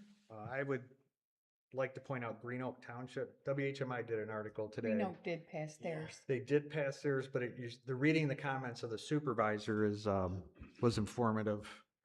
He mentioned that it should be like a living document with all the information coming out, even with their ordinance that they've passed. Mhm. And there's just more information that keeps coming forward that may need to be addressed. So we're not moving as fast as I think a lot of us would like, but we are trying. And we're trying to be as transparent as possible. And we just got I did read your email this afternoon. There was some concerns with a confidential legal opinion. We'll address that and see where we go from there. So next steps on this, because we do have some deadlines. We have Paul's review, correct? So I think the PC and the subcommittee have to decide whether the subcommittee is going to meet or whether they take it to the full PC. That's up to them. Do we have I know Paul's got it now. Do we have any idea how long he's going to need before he has something to bring back? So I have not heard from Paul on how long it will take. Given the time, I know he just got it. Right? Given the timeline, like if you said no, it's going to go to the full PC, I would be shocked if it was in July to the PC. So it would be nice to have what Paul is presenting with his new opinions for the next subcommittee meeting, I would hope. And then we can address was there 18 items? Yeah. 18 items. Yeah. We don't know what's going to be in there and what's not going to be in there until we see what Paul produces or brings forth. Would the attorney's report be available to the subcommittee, or is that, you noted confidentiality as an open question? Right. So as board members, we are bound by the confidentiality. So if he issues that opinion, generally we review it in closed session, discuss it in closed session, and then we were not allowed to discuss it in open session. There are serious penalties for doing that. I did ask him whether that extends to you guys as a committee. I have not received an answer back. Okay, so we're waiting to hear back on the opinion about confidentiality, about the report from the attorney. And the report is currently in Paul's hands, and they're working through presumably the next draft. And then the subcommittee meeting will be scheduled. We'll get to see what we get to see, at least a draft from Paul. That maybe addresses the 18 items on the list, maybe not, but we'll go through that together. Paul has your list. Right. You said Well, what was concerning was that those items weren't addressed in the last draft. And so we're like, wait a second, there's a bunch of other things that need to be discussed here. So it's, been a little frustrating to not be able to make progress on those items that don't really require attorney review. They require discussion. And so it was disheartening to see the meetings get canceled when and we were told that there's nothing to discuss. And we're like, well, there's plenty of things to discuss that don't require attorney review. But understandable if you all are really saying we don't want to discuss those things until the attorney has given us their opinion about these other things. That's different from we don't have anything to discuss. So our last subcommittee meeting, we agreed to meet after we got the attorney's opinion. And then the next day, the 18 items were submitted. Got it. And Paul had them, and we've all seen them. Yeah. So if we have another subcommittee meeting, we didn't have the legal opinion. Fair. And we could have discussed some of the 18 items, but we don't know what's going to be on there and what's not with what Paul. So hopefully we can cover a lot of ground at the next one. I'm really hoping. Yeah. As far as the PC meetings are concerned, that has really nothing to do with the ordinance at this point. Are we keeping the one for this month? We should have a We meeting. should have one this month, right? So the last two were canceled. The last one. You'll eventually get a summary of it all. Mhm. There's a lot of things you can't talk about in executive session, but you'll hear about it. Sure. Thank you. And I think you guys are doing a good job. Thanks. And I think this committee needs to stay in place for a really long time, especially when we do our next master plan. Thanks. I think there's a lot of motivation from the community beyond the people that are on the committee. And at the risk of this not being directly related, it is tangentially related. I want to bring it up here that if the township doesn't yet have an AI usage policy and have clarity on the attorney's AI usage policy, I recommend that being in writing. Because I didn't read the full 311 pages for the Howell Mason case, but the first 2 pages were clearly written by AI. They have all the hallmarks of AI. And if you're not trained on that or know what to look for or have policies in place, you could get caught flat-footed. And I wouldn't want to see that happen for the township. So, like I said, tangentially related as we're talking about what's driving the use of data centers. Thanks. Thank you. Okay, so as far as next steps, Paul's gonna do his review, right? And then will there be another RRC meeting? prior There'll be to the another meeting? subcommittee meeting. Like I said, we just got the email that Jonathan sent out today that me, Matt, and Wayne will have to coordinate and see which direction we're gonna head in, I guess. But I have not heard from either one of them yet. But then we'll do another subcommittee meeting and obviously we'll move forward from there. We were hoping to have one more subcommittee meeting and then take it to the whole PC and start working through it there. You good? It's If that's what, It's up to them what they Okay. do. The question is which path they're going to go down. okay, and I think we talked about the time frame of it. It is getting tight in terms of, It is getting tight. yeah, once the PC, as everybody up here knows, it's 3 months at a minimum. So if the PC approves it month 1, county has it month 2, township board has it month 3. So when you start counting backwards, the PC's time starts getting tight. Yeah, so, yeah.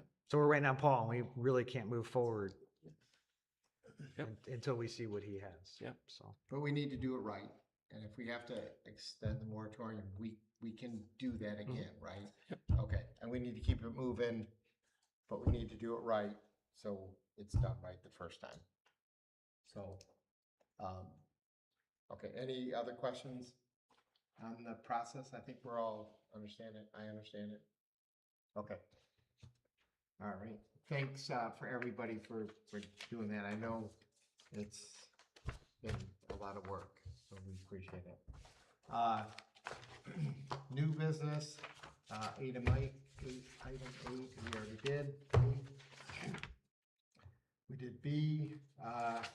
Item 8C is Township Park Site Plan, draft request for proposal. So the Park and Rec Committee worked through several iterations of a draft. This is the final version that we came up with. We did work with our engineer, Phil, on some of these items.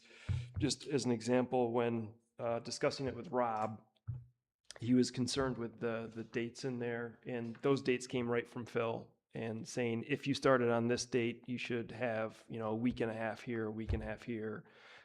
He asked me how much time we needed, and I said, as much as I can get. So he's like, okay, well, 2 weeks. So the dates where I agree with you, it feels tight. It seems like it's hard for somebody to turn around something that fast. He says this is actually pretty cushy in their turnaround time. So he went on the more lenient side for their turnaround. And the request for pricing, is this being put out looking for architect? Is this the stage that we're at, is looking to partner or at least get pricing on what it's going to cost to work with an architect? So it is to see who's interested, meet with them, talk with them. It does need to include a contract with an architect for the phase 1 community center. So is this being put out to GC? Like, who are we looking for pricing from? That was one that I read through this, and all of the questions you have in here are great, but I had some concern about what type of a price are we looking for? GC partnered with an architect? Do you want to start with an architect?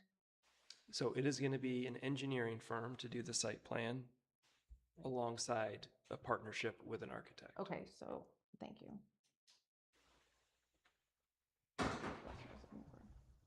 It is just for, it's not, I guess, okay. I mean, the ultimate goal is to have a site plan that goes through the process, gets approved. My intention was to treat us no differently than we treat any developer. Phil keeps telling me we're the government, we can do whatever we want. So you don't have to take it through site plan, but I think it's beneficial. I think you're going to get a better product if you do. You're going to get, the community will have their piece to say about it. The PC will have their piece to say about it. The board will ultimately have to adopt it. But after it goes through the site plan, then the engineer will draft construction level documents for the site plan. We will work with the architect, whoever gets selected. And this is really important where we pull the clerk's department, we pull in HAPRA, so that we have these discussions about what does this building need to look like so that it meets SUE needs for a voting center. And then when it's not a voting center, it meets the township's needs and HAPRA's needs, so it can be used regularly and not just sit empty. So that's the goal, is at the end, you'll have construction level documents for the entire phase 1, including the building, and then the township will decide, okay, are we ready for the next step? Are we ready to start getting somebody to do the work, right?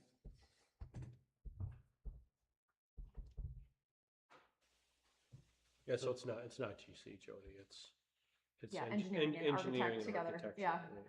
I just want, on here, it didn't clarify Yeah. who we were looking for at this level, and I just wanted to make sure that we were definitely starting with an architect in the mix. So whoever this is awarded to, their product is gonna be something that we could take out and shop, right? For a general contractor to do it. Okay. Yes. Yeah. And then do we typically put our stuff out for like public bid? So we have a policy, and I can't remember the number, it's like 30,000 or 60,000. So I think it was established in like 1994. So, but it has to go out for bid. So our intent is that if this is approved tonight, we will prepare stuff so that it goes in the newspaper. It goes on our website, it goes on Facebook. Rob brought up a good example of a place to put it. We were going to put it in, there's this place called Mitten, which is where a lot of municipalities and other people put projects. And Yeah, so Building then, Connect and CAM, you can use those ones too. They're great. I didn't know if Yeah, those other ones. I Yeah. think as many people that know about it is good, so Yep. provide that to Jonathan. And then I think we put on here kind of like a scoring criteria. So whether we get one or hopefully we get a handful of them. There's a team on here, a selection team, where I think all of us would be looking at all the bids, reviewing them independently, condensing them as a group to come up with a recommendation. So what we'll do is we will read all the submissions, right? So, and it doesn't have to be together, but in the end, we're going to have to meet to say, here are the few people we think, the Yes. teams we want to interview. And from there, maybe we have an idea of who we'd like, but that's when we need to bring it back to the full board to have that discussion and select who wins. So this committee or selection team would ultimately get taxed with providing a recommendation to us. Right? I think we will bring back our discussion points. I can't guarantee that we'll come back and say we want it to be person A or team A, right? I think we will probably come back and say, here's team A, B, and C, right? And then have that discussion at the board level as to why we think it should be team A. Okay. Yep, so maybe nuanced, but yeah. So tonight, Jonathan, is that just an FYI then for us? Or are you looking for action from us on anything? So I do need an approval to put this out, and if there's anything in here that isn't clear, you want something different, I want to make sure that we're getting the things that we want in the way that we want them. And Phil worked with you on this. If Phil is okay with this. Yes. Okay. They're obviously not gonna bid on it. will No, they will not. Okay. Well, he offered at no cost to the township to sit in on the interviews because he's going to have insights that none of us have because we're not engineers, right? He bids on these all the time in his role, not for us, but for other places. So he knows questions asked that wouldn't occur to me.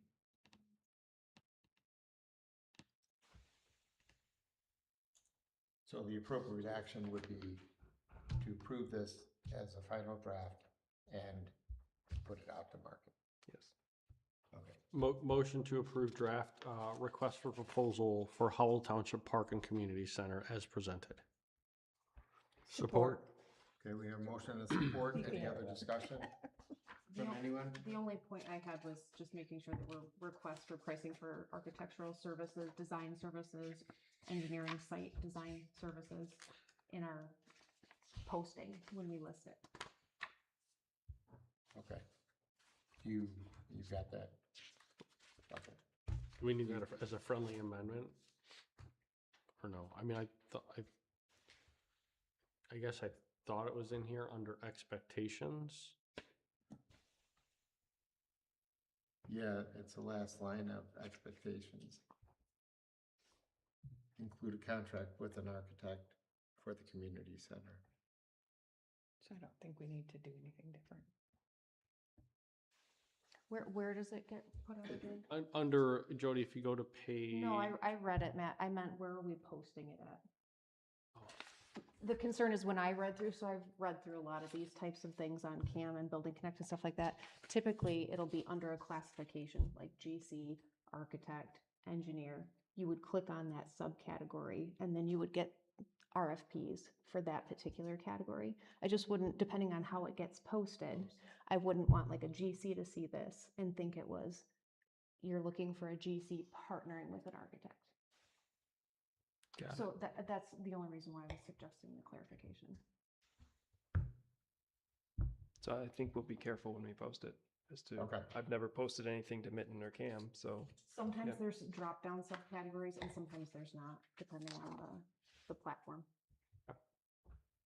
Okay, so do we need to do that as a friendly amendment, or are we just, I don't think so. okay, all right. I think it's Any- just more advice. Any other discussion? Seeing none, all those in favor, say aye. Aye. All right. Got one more thing on your plate, Jonathan. Oh, you don't mean one thing left, I see. What? I got it. It took me a minute. I got you. Oh, okay. All right. Was I flooding or something? I'm just slow. Okay. Next item is Human Resource Committee meeting from June 11th. I was in attendance, Sue, Brent, and Jonathan. I think we are it's just a receive and file on this? Yeah. Okay. Does anyone have any comments? Okay, we'll just receive and file that. Item 8F, engine brake ordinance. Esteemed resident brought this up to our attention, so we expediently acted upon it. And so, John, I thought you did a good job at summarizing where we were with this. I reached out to the sheriff. They responded to us. We gave them a sample ordinance for them to look at. Jonathan provided the email thread that was on here. And so I want to open this up for discussion amongst us on this. Do you want to say anything other than? You know, the one thing I do want to say about this is, you know, when we received the complaint, it was indicated that it was essentially one bad actor, right? In general, you don't create an ordinance for one bad actor.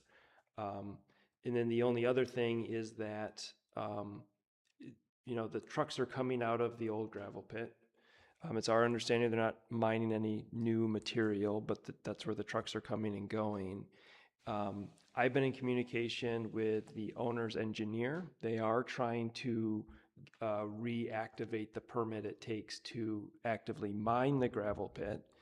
And my thought was that is the opportunity we have to really work with the owner, work on those conditions as getting that permit to try to alleviate this in the future. So basically what you're saying is don't create an ordinance for one bad actor. Work with the bad actor to get them to turn their behavior around. Yes.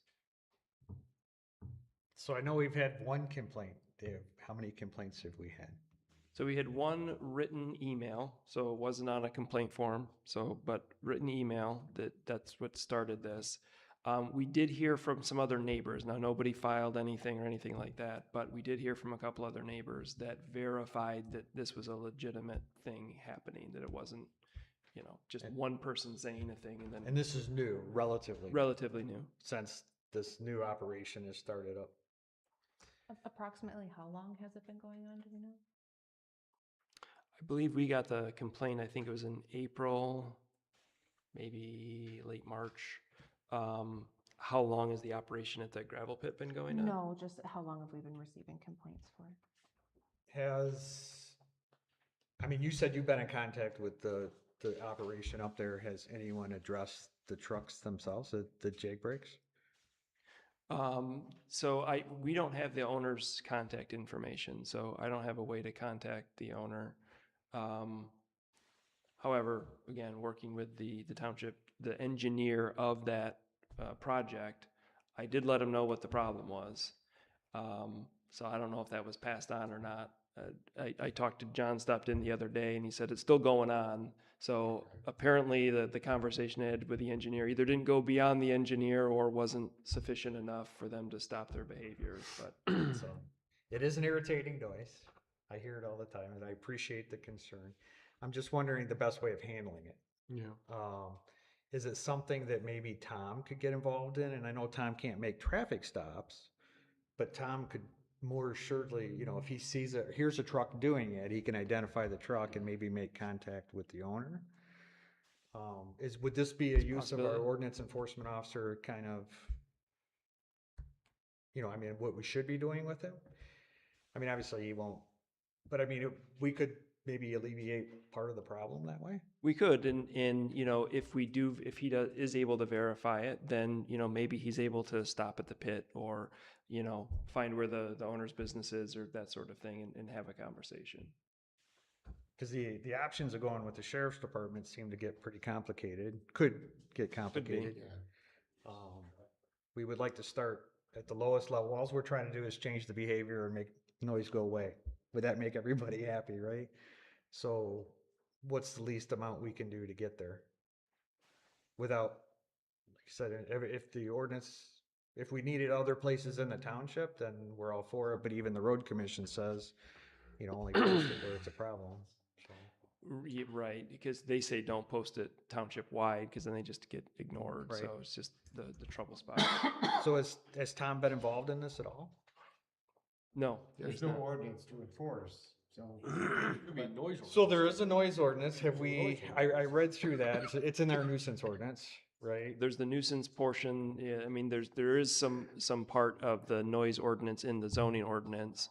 Most of that relates to, you know, like if you're in an industrial zone, you're allowed to make so much noise. But I would agree with you that it's probably under the nuisance. It's the best spot to try to enforce.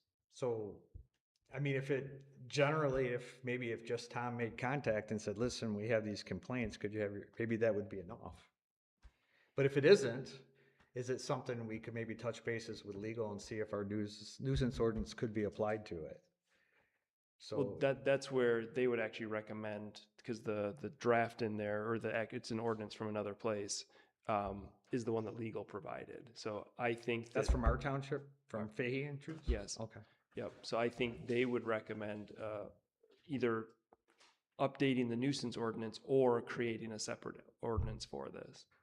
I mean, I think we need to try to make contact with the owner and have a conversation with them, right? And just see if we can get something going. I mean, and it's really not even Jake breaks themselves, if I understand it correctly. It's right. It's not managing it and controlling it. It's not muffling the noise. Is that correct?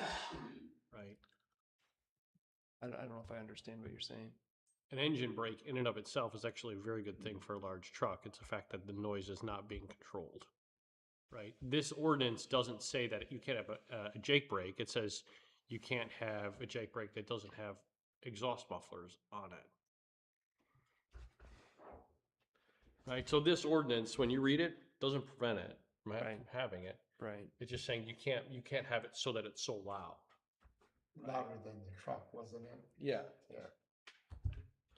So I wonder if they can have their trucks and they can install mufflers on the exhaust such that the Jake brakes are not loud or as loud, and that curbs the issue. Most of the signs I've seen said no engine braking. Does that sound right? Yes. The one on D19 Well, Marion Township has some. by Coon Lake Road. I think you have the right one. You come down the hill, it's on your right. So I don't know if that would. Seems They to have a me regular ordinance there. Yeah, I agree with you, but my point is like this example ordinance right here, it says it, that utilizing an engine brake not equipped with exhaust mufflers. That's water. So as long as they've got noise mitigation. Yeah, yeah. Which makes sense. So my suggestion would be to have, because from what I understand, Tom does a good job at this. That's kind of what he does, right? So let's start with that and see if we can get a resolution and not make it quiet for you. Quieter. I agree. I think that's the route to go to start. Why couldn't you just put up a sign anyway? No Jake brake use from here to 59. Maybe that's the next step. If we contact and we don't get any resolution, how do we know roughly how much it would cost to put in 2 signs? I think one we on have to each be able side? to enforce it. I think that's the thing. So And I you don't think you can, because I talked to Marion Township. I know they're having issues. They don't have, Yeah. right. They're having issues. Do they have an ordinance though? They, they have the signs up, but there's no way to enforce it, she And it, said. and it points to their nuisance ordinance specifically. Oh, that's what it references? Yes. I would be in agreement with what you're suggesting, Tim. Just see if maybe they can. I mean, if it's self-regulate. one particular actor, is what you referred to him as? Yeah. But if I mean, they open up and start mining gravel, there's gonna be Yeah, that'll be other companies. But those are so they need a mining permit. It's a special use in the Go to township. PC, they've got to go to planning There's a whole bunch of, commission. well, it's a special use, so there's conditions that can be put on Yeah. there. So that's a long process. That's and planning commission and township board. Yeah, and that's, if Because you're it's gonna special nail use. somebody, that's where you nail them, is That's you make right. sure those conditions tackle this sort of the issue. We know it exists, Yeah. right? So, yeah, make sure that that's John, included. does anyone have any objections with John saying something? No, go ahead.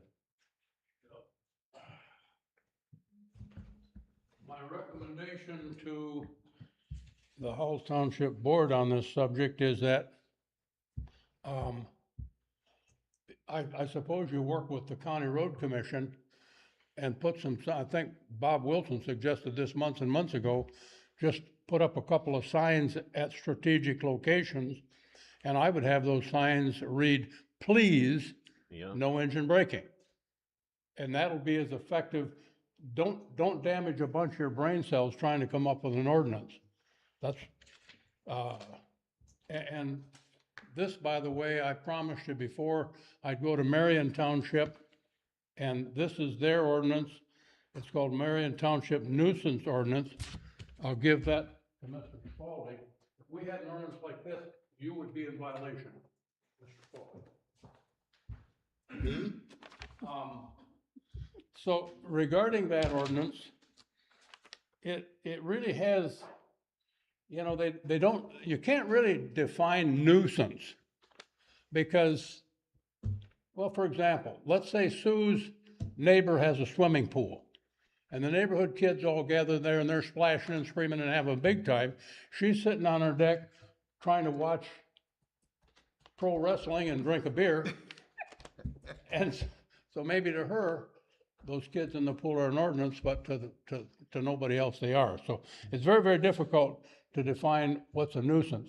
To these truck drivers that are using their engine brakes, maybe that's music to them, but it sure isn't to the neighborhood. Okay.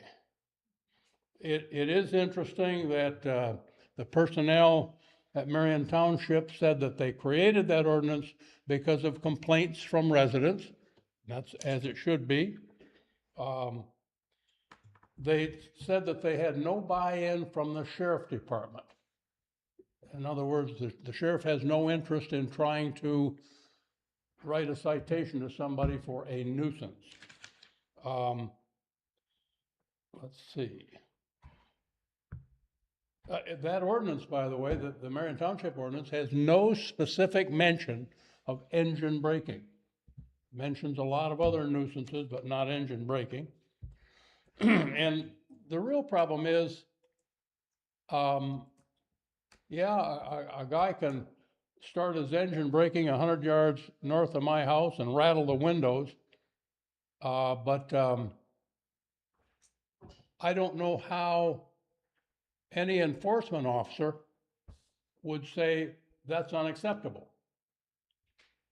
Just before the truck goes by with his engine brake, two guys might go north on their Harley Davidsons and blow my eardrums out. They might be making more noise than the truck does. So I know I spent a couple of years when I was an engineer at General Motors on the subject of noise pass-by. There are, as you may all know, automobiles and trucks and cars all have to meet a motor vehicle safety standard called J986A, noise pass-by. When they leave the factory, they can only make a certain level of noise, about 82 decibels, and not more than that. So my job at one point in time was to validate that our truck fleet was in compliance with J986A. We did that with very sophisticated equipment, which a sheriff deputy or an enforcement officer isn't gonna have at his disposal. Generally, it's equipment made by a German firm called Brule and Carr. And if you wanted to, yeah, you could stand along the side of the road and look at the sound level on that meter, and you say, well, that guy is the loudest guy I've seen out of 25 vehicles, we'll cite him. I don't know how you'd enforce it at all. That's why I say, I think we'll get the most bang for our buck by simply putting a sign along certain roads that says, please don't do that. For the next mile or half mile. Yeah. Let's see, okay. I got a couple other things, but I'll save them for call to the public. That's my recommendation, put up a sign and don't panic, brakes all the time, do an ordinance. One question I would have is, who decides who puts a sign on a county road or road? Is this a road commission question? If we ask them, hey, we'd like signs here, here, here, you know, is that a yes or a no? Or, I mean, that's how I took Steve's email. What's wrong with just a please no engine braking for the next mile right by Bain Pond? I mean, it's my personal opinion that putting up a sign that has no enforcement mechanism is probably a waste of funds. That's why you put please. It'd still be a waste of money, right? How much could a couple of signs cost? $400 maybe? You can't enforce it anyway. I mean, nobody's going to be sitting out there just waiting for somebody's jake brake to go off. And if you don't have an ordinance, they can't enforce it anyway. I think you're arguing my point. So, I mean, I would reiterate what I said earlier.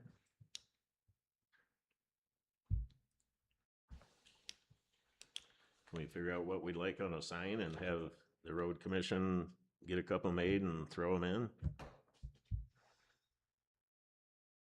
I think it'd be, if there's no ordinance to back it up, I think it's a waste of money. Well, you're just asking them, and you're gonna, I mean, a majority of people, if they see the sign, they're gonna slow down and not, barrel ass down to, 59 and, rely on their jake brake.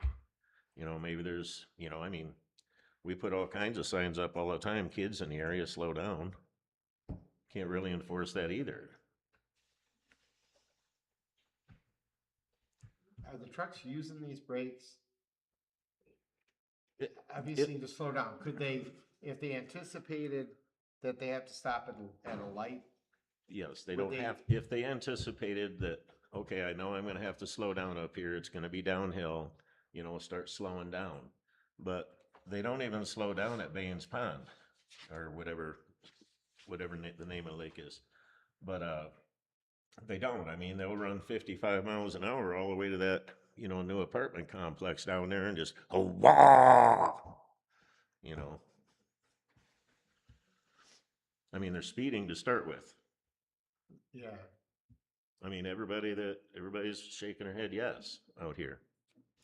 But I mean, there's nothing wrong with putting a sign up, please do not use jake brakes in this area. It's just a please and expecting people to be good with it. Don't need to reinvent the wheel, just put up a sign. Well, if that wasn't effective, the only effective. I think it would be the only thing we'd effective. If it wasn't, the only thing we'd be out of is the cost of the signs. Right. Assuming we can put those signs there, because every single sign out on the roadway, there's another liability of a car hitting a sign. Mr. Supervisor, may I make a recommendation? Yes.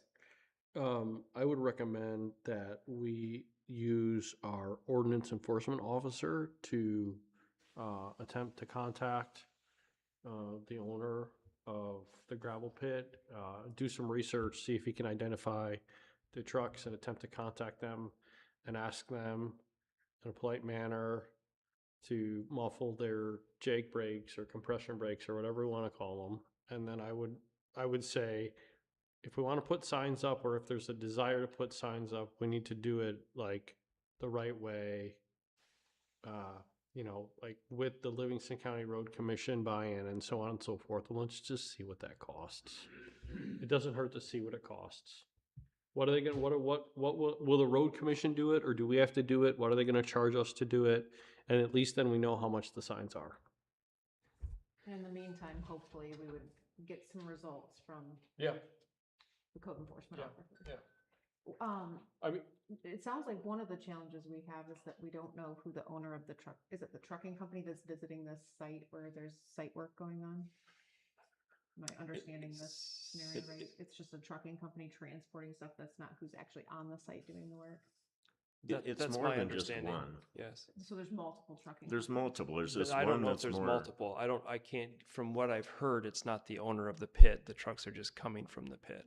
Okay, do we have any mechanism in place with our current ordinances that requires the owner of a site that's having other companies come in, that they have a register of who those companies are with contacts? So that if we run into something like this, we're able to contact the owners? Like, do we have anything in place for businesses operating within our township have to be No, able to be reached somehow?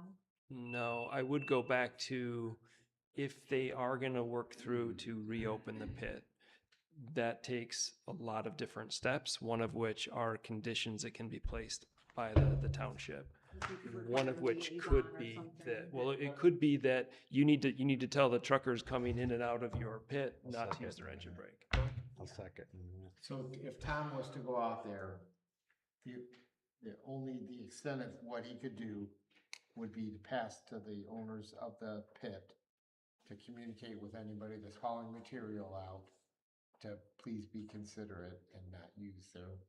I mean, we know who the property owner is, right? So Yeah. let's contact the property owner. And the property owner probably knows who's operating the pit. And then we can get in contact with them. It's a starting point. Yeah. Well, let's see what Tom figures out, and if we need to, and explore the signs. So Matt had a motion on the table. I will support his motion. Okay. It's not just the pit people that are doing it though. That's why I said, let's figure out how much it costs to put a sign up. I'm not gonna make a motion to put a sign up without understanding what the cost. I get it, but I'm implications just saying, I'm just, making record that it's not just, I don't even think the gravel pit's open, is it? It is? Right. So Matt, just to kind of summarize, you're saying have Tom reach out to them as well as also look at cost of doing signs? Yep. are. Yeah, the cost and the method to put the signs in. Okay. Okay, any other discussion? I need to make a motion? I know that's what he said. I'm asking, do we need a motion on this? No, it was a recommendation. Oh, but recommendation. I will make a motion. I will Okay. make a motion to have our ordinance enforcement officer contact the property owner as well as the operator of the gravel pit to try to understand all that we've discussed here tonight and lowering the noises that are coming from I don't even know what I'm saying anymore. Like Jake brakes, and then I would also like to understand the cost to install signs that say, "Please, no Jake braking." I'll Good support enough? that now. Okay. Okay, You got that now, Tanya? and let's have this done before next month, so. And maybe John, if you can keep an eye on it in the next couple weeks, if it gets better and be able to let us know maybe. I think your motion is all gonna make it work. Mm-hmm. That's the nature of those people. Yeah, it is. They just don't understand that, John. I'm gonna be having lunch with Rick Haslock in the near future. I just as soon discuss the subject with him, the owner of the thing. I think I can be more effective in convincing him to tell the driver to lay off on your J brakes. Don't think we ought to have a sign up that says, please, no J brakes or no engine brake. It's easy. So this really isn't called to the public, but like, I guess, Mr. Mills, I understand your perspective, and I think I made the recommendation to understand how much it would cost to put signs in, and whether or not we could do them or the road commission had to do them. I hear you, and I think we should figure that out. Those guys, those drivers are hillbillies that carry guns. Oh, okay. Okay, but You're you, gonna piss them off. no, but you, how am I gonna piss them off if I put up a sign? I vote yes to your proposal. Let's go. Okay, I, Okay, we do have a motion and support. Okay, if we don't think that's the right course of action, then I would vote against it. So any other direction? I think if you still make contacts, that's, I would think would be beneficial too. So, any other discussion on the motion that is presented? All those, do we want to do a roll call vote on that? Or just straight up, all those in favor say aye. Aye. I, Opposed? Okay, all right. Next item, township email use policy. It was actually on as an addendum, right? Online. We got it late, so yeah, it was added as an addendum. Okay, so it was on. And just some background, we authorized email addresses for all board members, namely the trustees that didn't have emails, all PC and all ZBA, correct? So those have not been activated or issued because we needed to adopt an email account use policy prior to activating them. So what we have tonight is that policy, this is a draft, right? Or this is the policy? I mean, the attorneys are good with it as written since they wrote it. Okay. We internally kind of reviewed it, and this was the finished product for our email use policy. If this is adopted, then the emails will be activated. Teresa will work with Man IT to get those wrapped up. Yep. Okay. I'm trusting that we would provide this to all the people with their emails, correct? So generally what we would do, we would have a sheet that is gonna, that they're gonna have to sign. So we will provide this to them. They will sign the document saying that they've received that policy, and then issue them their email address. Okay, even us too, that currently have emails? Like us three? Yeah. No, we already have an email address. No, I know, You don't but need a new one. are we gonna have to accept the policy, or, I mean, obviously, we're gonna have to abide by it? we should. I mean, I think you should sign it. Everyone, okay. So, I guess I'm discussing this before we even had it moved. I have a couple questions on the policy. One, so people who have serve multiple roles. So example, I'm on this board and I'm also the board rep for the ZBA. I'm not getting 2 emails, I'm getting 1. Okay, thank you. The second thing is in the policy section 10H, it talked about things that were prohibited, and it talked about like opening up malicious emails and clicking on links and so on and so forth and so on and so forth and whatnot. And I think that should be in the policy, but my question is has the staff been trained on anti-phishing? Trained, no.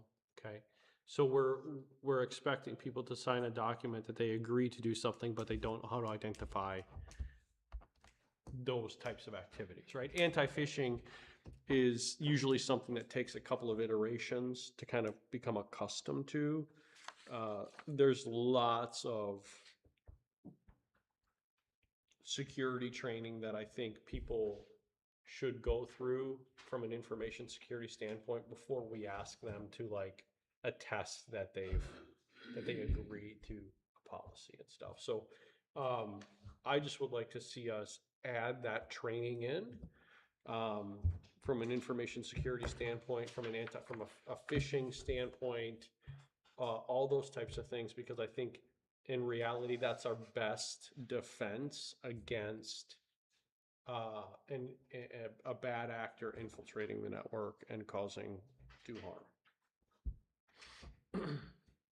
Are you familiar with any, we have it at the county, it's there. They're constant reminders, but there are some specific ones. Is there training that we could subscribe to, or are you thinking ongoing training, or how to use email responsibly? Yeah, so basically, like, there are companies out there that will train organizations, and they will put together presentations, and they will put together trainings that go over like how to properly use technology, how to prevent yourself from being the victim of a phishing email, how to prevent yourself from being the victim of a spoofing email, like password rotation guidelines, not sharing your password with other people, not leaving documents out that have confidential information, all that sort of stuff. And there are various companies that will do it.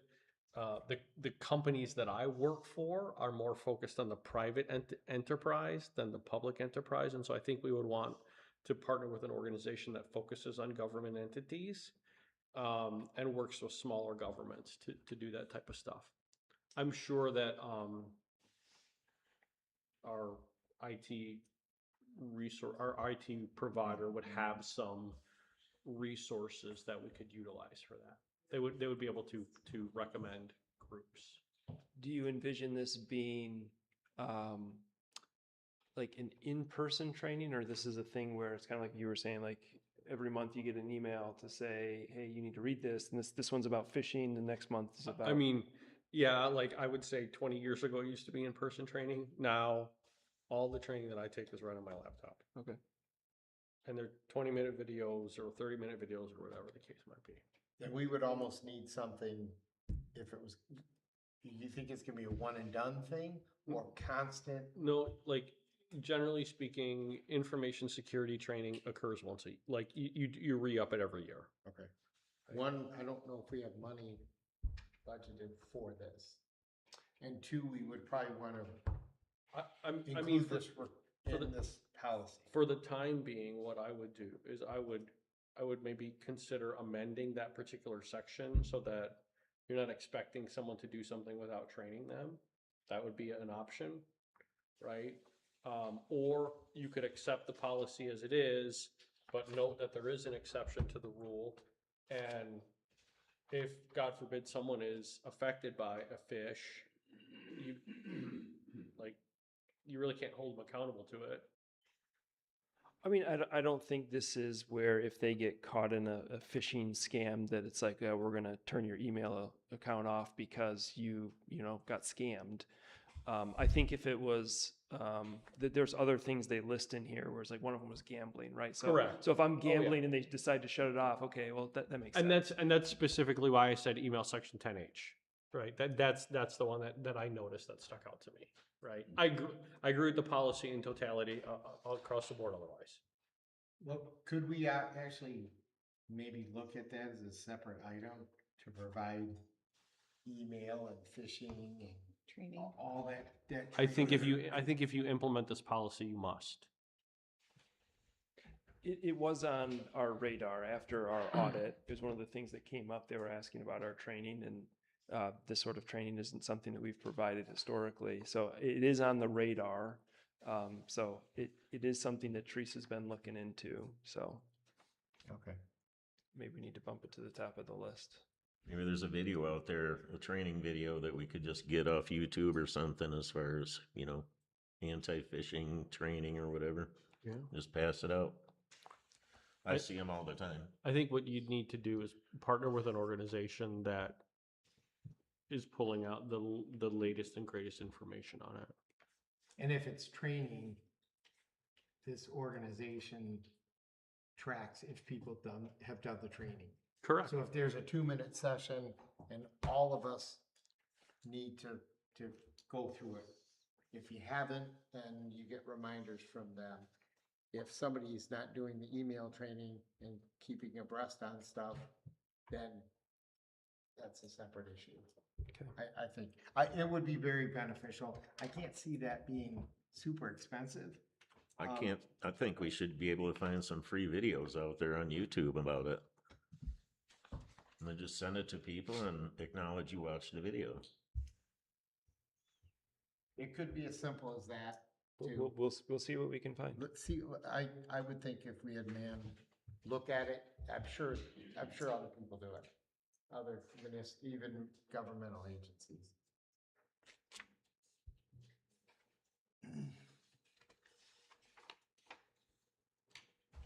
Matt, are you comfortable with this as it is? Yep. Or do you want to hold off? No, it's fine. Okay. I will make the motion to accept the email account use policy for township officials as presented. Support. We have a motion to support. Any further discussion? Seeing none, all those in favor? Aye. Okay. Call to the public, our second and last call to the public. Mr. Mills?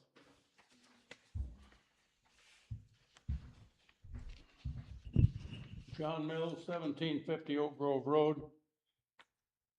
13 months ago, my wife and I were being courted by 5 different solar developers.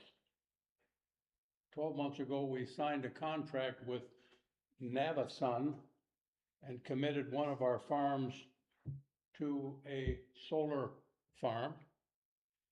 Last Saturday in the mail, I got a Dear John letter from Navisun saying we are no longer interested in developing a solar farm on your property. You guys probably know better than I do, but I think President Trump ziggied federal subsidies for solar. And it would appear to me as though that's kind of knocked the pins right out from underneath all of these firms that want to do solar. So if the township, I know at one point you were contemplating a solar ordinance. You probably could turn the burner down on that a little bit, be my thought there. And secondly, I wish I would have stuck my hand in the air at the first call to the public. If there are folks here, the township's getting wallpapered with names that I don't know, that wanting to run for various offices and judgeships and so on. If anybody here is a candidate for anything, I'd like them to just come up here for a second, say who they are so that I can put a name with a face. That's all I want to do. Thank you. Thanks, John. Anyone else? I'm John Marhofer, 3363 Byron Road. I'm a candidate for Howell Township trustee, and I would love your vote. Thank you. That's all I got. Hold on. Did AI write that, John? What's that? Did AI write that? No, it was all authentic. Okay.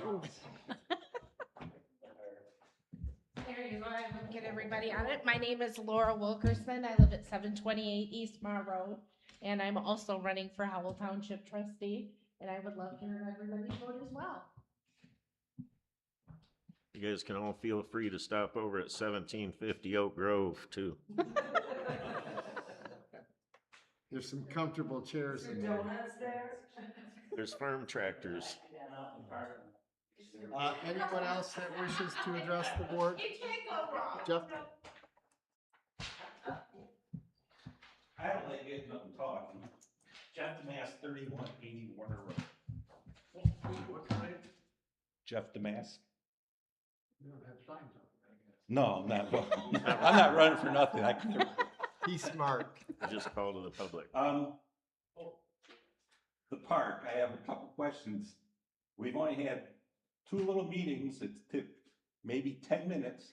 You approved it Now you approved a developer or start looking for a developer. It took 2 meetings for you guys to decide what phones to use. Why is this park moving so fast along? There's a motive somewhere in this. Either you get it started, and then down the road, something like, oh, look at the data center. If we okay this data center, we're gonna get all this extra money and we can do this beautiful park now. We got it started, but we need the money. I don't understand, let's say, most of you don't even know about the park until Jonathan handed you his stuff last time and said, oh, you want us to approve the site plan, or you want us to approve the park already? And he goes, well, yeah, but you guys didn't even really know anything about it. If I was to come up here and say, I want to open this park, I'd have to jump through all kinds of hoops. You'd want a traffic study, all kinds of stuff, but nope, you guys just blow right through all that. My oldest son, when he was in high school, he was on a swim team. This is Parks and Rec. They were not allowed to use pool at the high school. Why? Because Parks and Rec was running it. They were bussed over to Parker so they could have practice after school. That's just like insane? And how are you gonna stop Parks and Rec from doing it here? And the one other thing is, I sit and talk to you guys. I was just talking to a room by myself. Okay, you're not supposed to respond. When you close the meeting out, why can't we ask you questions? Because we have no idea how you guys feel. It's just, we just blurt our stuff out and then walk away. But we don't know how you guys feel.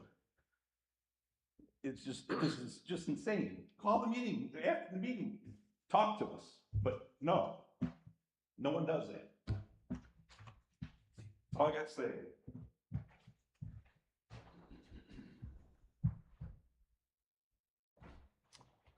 Okay, anyone else? Thanks, Jeff. Anyone else? All right, we'll move on to reports. Supervisor report. I just wanted to say that Jody and I and our families, our girls, did a tour of the Howell Township treatment plant on June 17th. We also went to the water plant on Norton Road. I would encourage anyone to go on those tours if you're at all interested in that. We have a portion of the water plant ownership, but the treatment plant's ours. I will say I saw it 20 years ago, and it looks so much better. So Greg's crew is doing a great job running it, and it was interesting.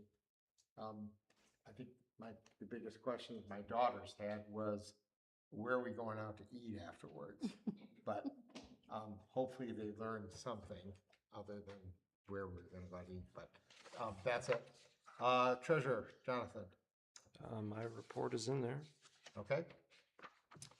Any questions on Jonathan's report? No. Sue for clerk.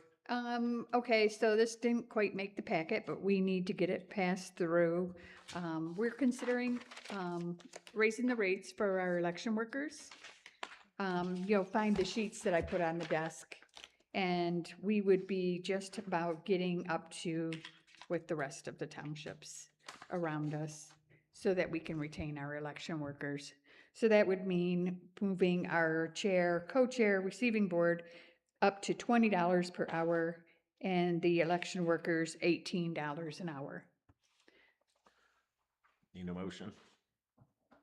I'll make a motion to accept Sue's recommendations for pay increases for election workers. Support. Okay, we have motion and support. Thank you.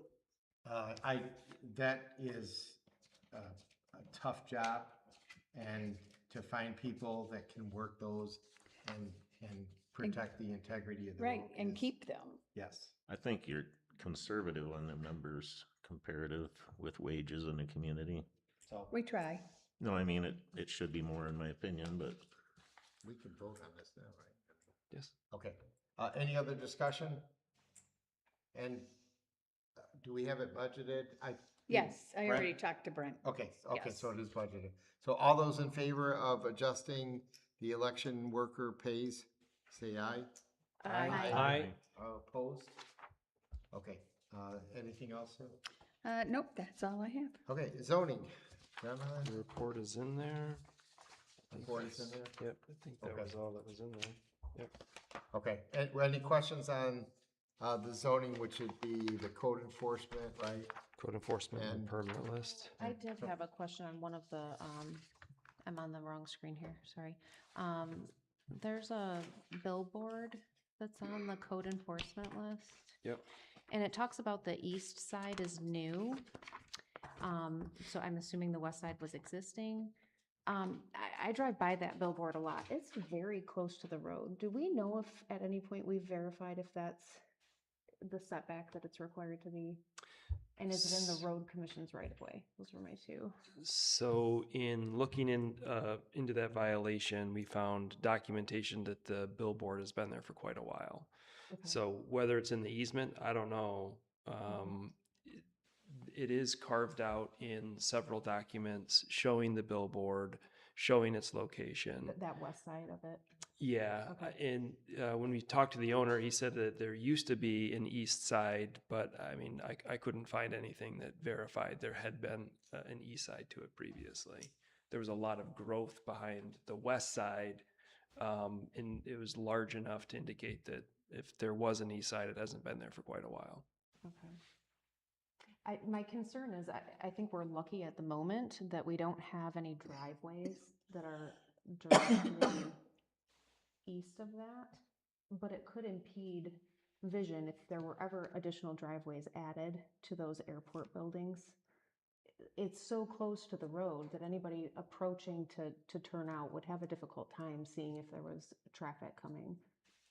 I mean, I don't disagree. I think the way that the property is laid out, there is a new hangar that's kind of right behind the billboard. Yeah. Their access is through the same. It's still through that same, yeah, and that they're same- not going to be seeking their own entrance at any point that you know of? No. And I think if they added more, it would be a similar thing where they're going to be funneled through where the old terminal used to be, at least in that stretch. Okay, there's- so then I guess my next follow-up would probably be with the road commission, just to make sure that that's not in their right of way and impeding their ability for snow removal or anything like that.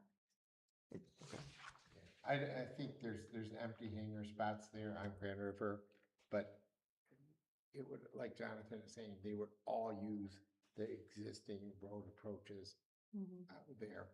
So that Okay. distance, that proximity of the billboard is probably not gonna be a problem. Okay, thank you. And Been we a are long also time. working, did you say something? The billboard's been there a long time, Yeah, it's been, yes. since But, I've lived here. Billboards in our ordinances are not, you can't put a billboard on Grand River. Correct. You only 59 and 96. So it's grandfathered in there. It's a non-conforming billboard. Non-conforming uses cannot be added on. And that's exactly what was done there. So, I don't suppose with it being grandfathered in, we have any type of screening requirements we could do with that backside now that that brush has been cut down and it's just a raw back to a billboard, is there? if you look at the, Like, assuming that the east side isn't approved and gets taken down. well, if you look at the ordinance for the billboards, there's a page and a half of them. There's things in there that we need to, it addresses what the back of the billboard should look like. It should be a okay. neutral color. There's requirements on them. And I also know that I think that east billboard is, the airport has sent a letter to the property owner because they believe that it's encroaching on the township property. On the airport property. On the airport property. Yeah, it's kind of a weird property line. So I don't know where that will go. On just is your concern addressed? Yes. Okay. Also on here, I noticed we're past the 60 days, on your report or, determination, a letter sent via email and Yeah. mail. Owner has 60 days to challenge determination. That 60 days has passed. And we received no challenge. Okay, So now we will begin enforcement. okay. Any other questions on the zoning information that was in the packet? Okay, seeing none, assessing, It's in the back. Brent's got a report in the packet. Any questions on that? No. Fire authority? Yeah, so we approved a request by the chief to repair the vehicle exhaust systems in all 4 of the stations. Sorry, my notes just went awry there. We also got an update from the chief on numerous things from the radios that are near end of life, as well as the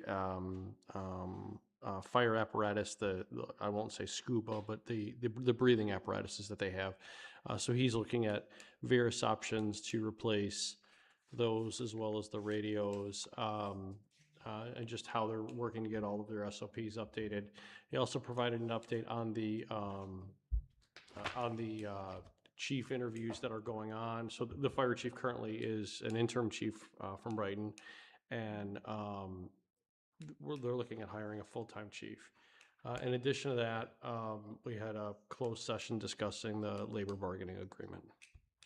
Do you have an idea of when the new chief will be decided on, appointed? I don't know exactly the process. Yeah, I don't have a specific date and date, Jonathan.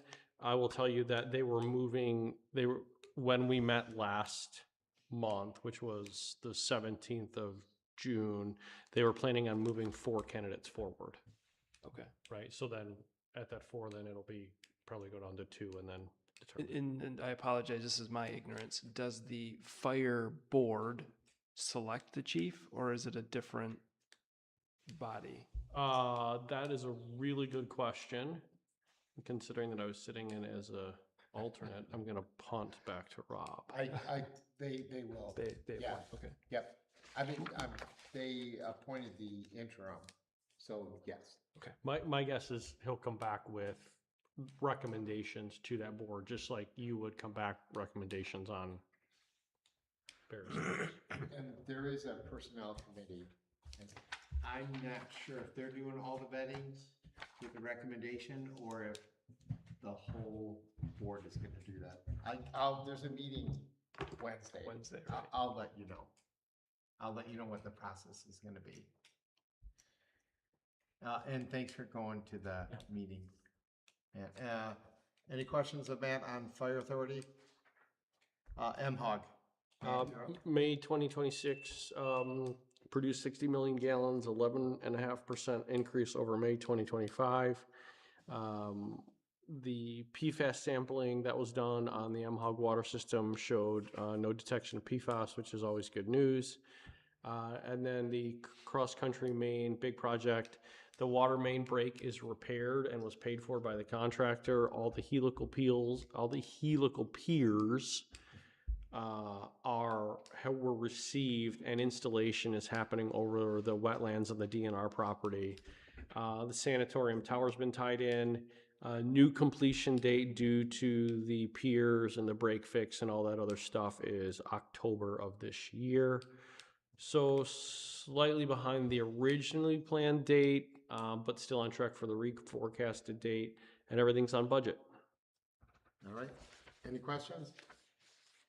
All right, moving on. Tim, Planning Commission? So our planning commission meeting was canceled.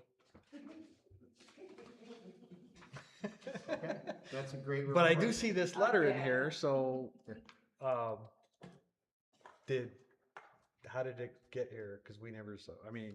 Well, it was sent to the township, addressed to the planning commission and the township board, so it's in both packets. So this, other than when the packet come out at first, we saw, this was a site plan review at Ditch Witch. They wanted to extend their parking and their storage on, which I think is the north side, Westish. westish side, it's on Grand River. They have a chain link fence already. Personally, I think Ditch Witch is one of the more aesthetically pleasing businesses along Grand River. Unfortunately, our ordinance doesn't allow for chain link fence. It was my hope they could be grandfathered in because they just need to extend their fencing somewhat a little bit. And they've already got chain link fence there now, but it was Paul's opinion that we couldn't do that. So we have, the way our ordinance reads it, it says the fence needs to be like wood. I've never approved of that myself because wood tends to wear down over the years. So this is one of the things that maybe when we redo our ordinances that we need to look at. Unfortunately, we're not getting there very quickly with everything else that we got going on too.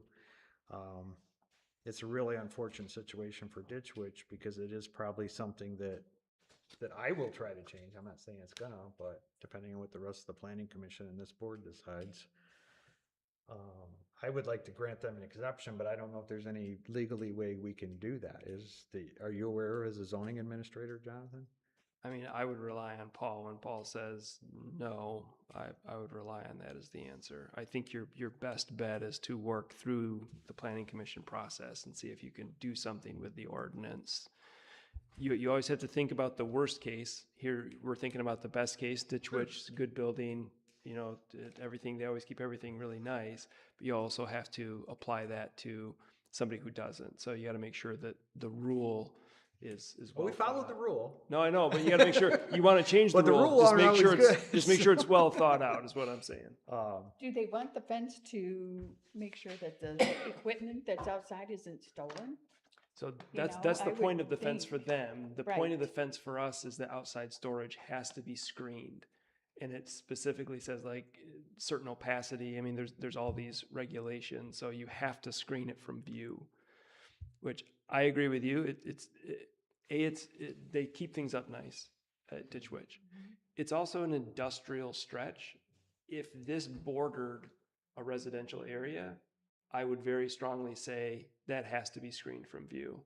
But to screen it from a neighbor that Industrial. is also storing stuff outside, I don't necessarily know that that's the best rule.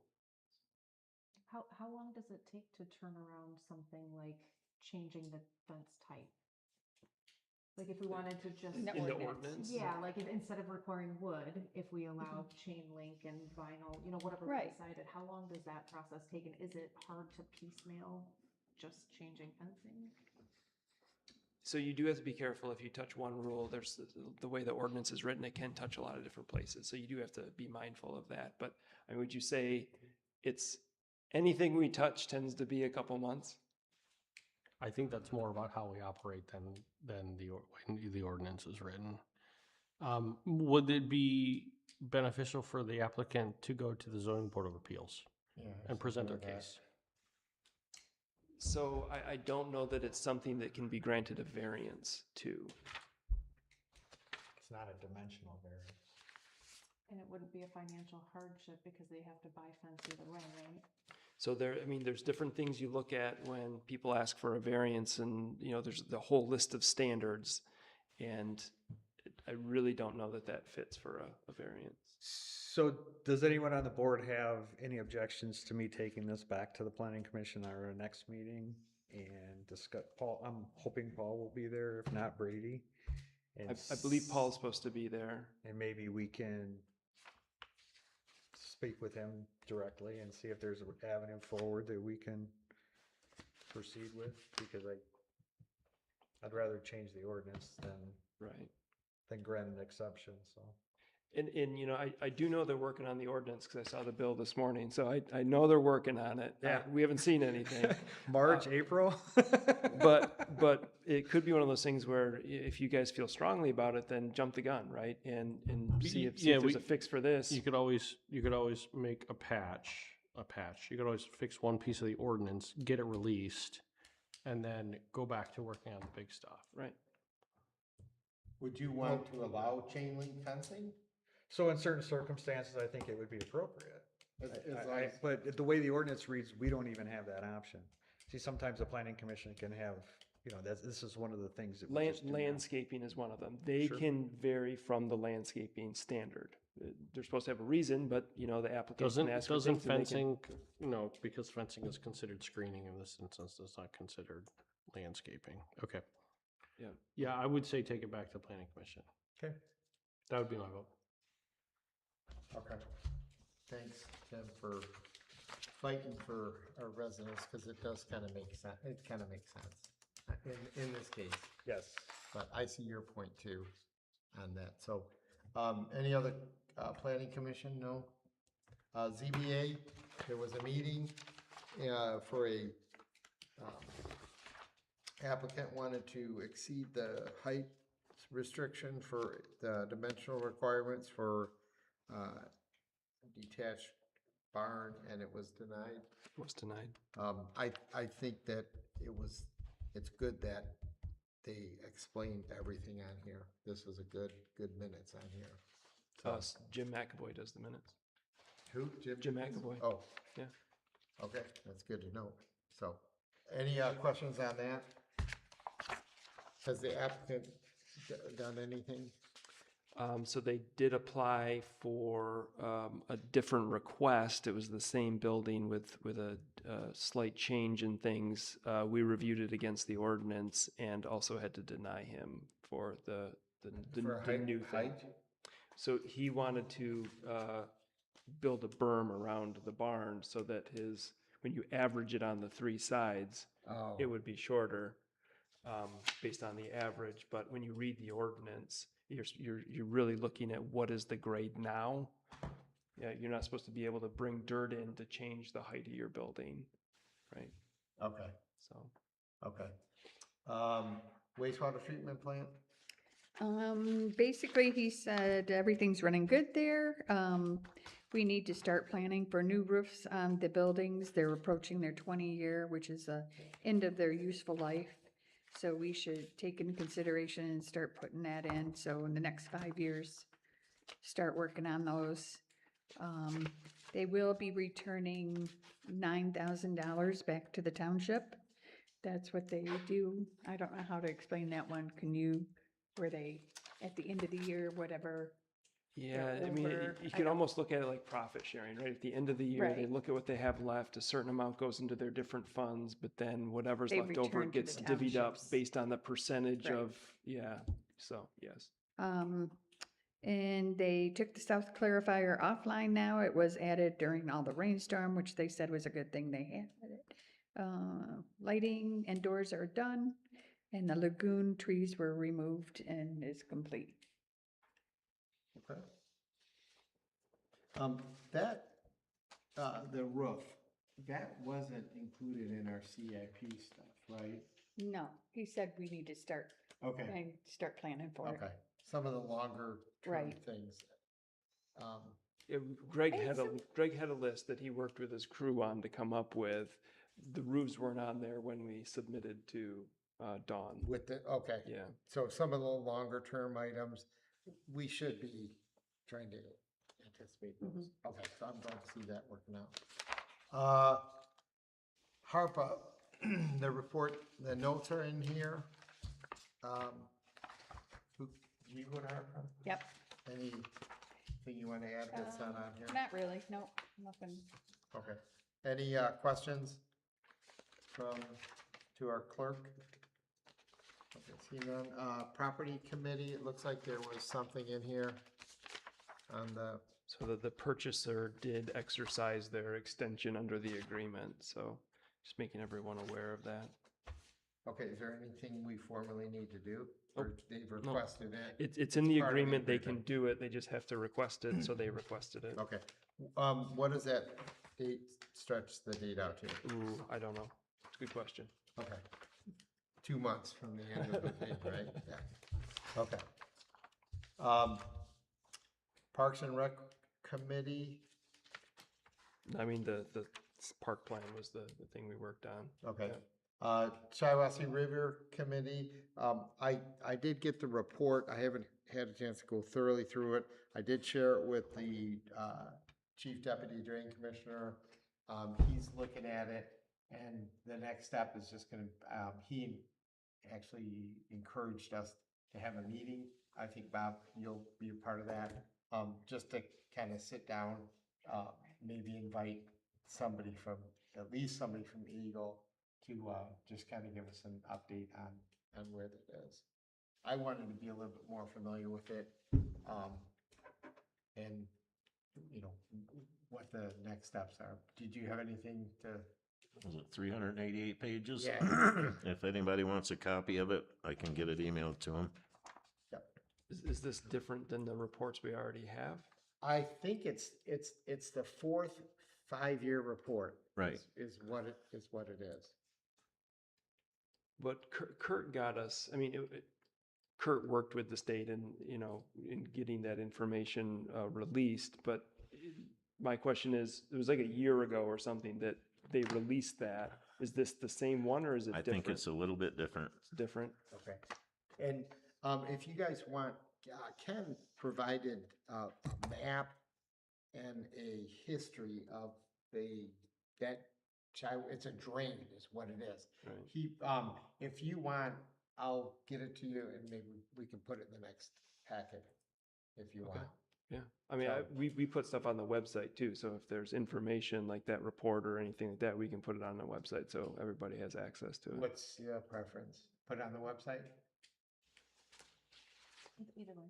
Okay, all right, I'll get that information to you on that. We're moving right along. Trustee reports. Ms. Holton? We went and toured the wastewater treatment and water plant, and I think you covered that pretty good. My kids were actually pretty excited. They discussed it and didn't want lunch, or like Rob's kids and they're I like, man, had this one makes of me each. hungry. One My thought it kids was will super probably be cool and working one for was your kids. disgusted. It was all right.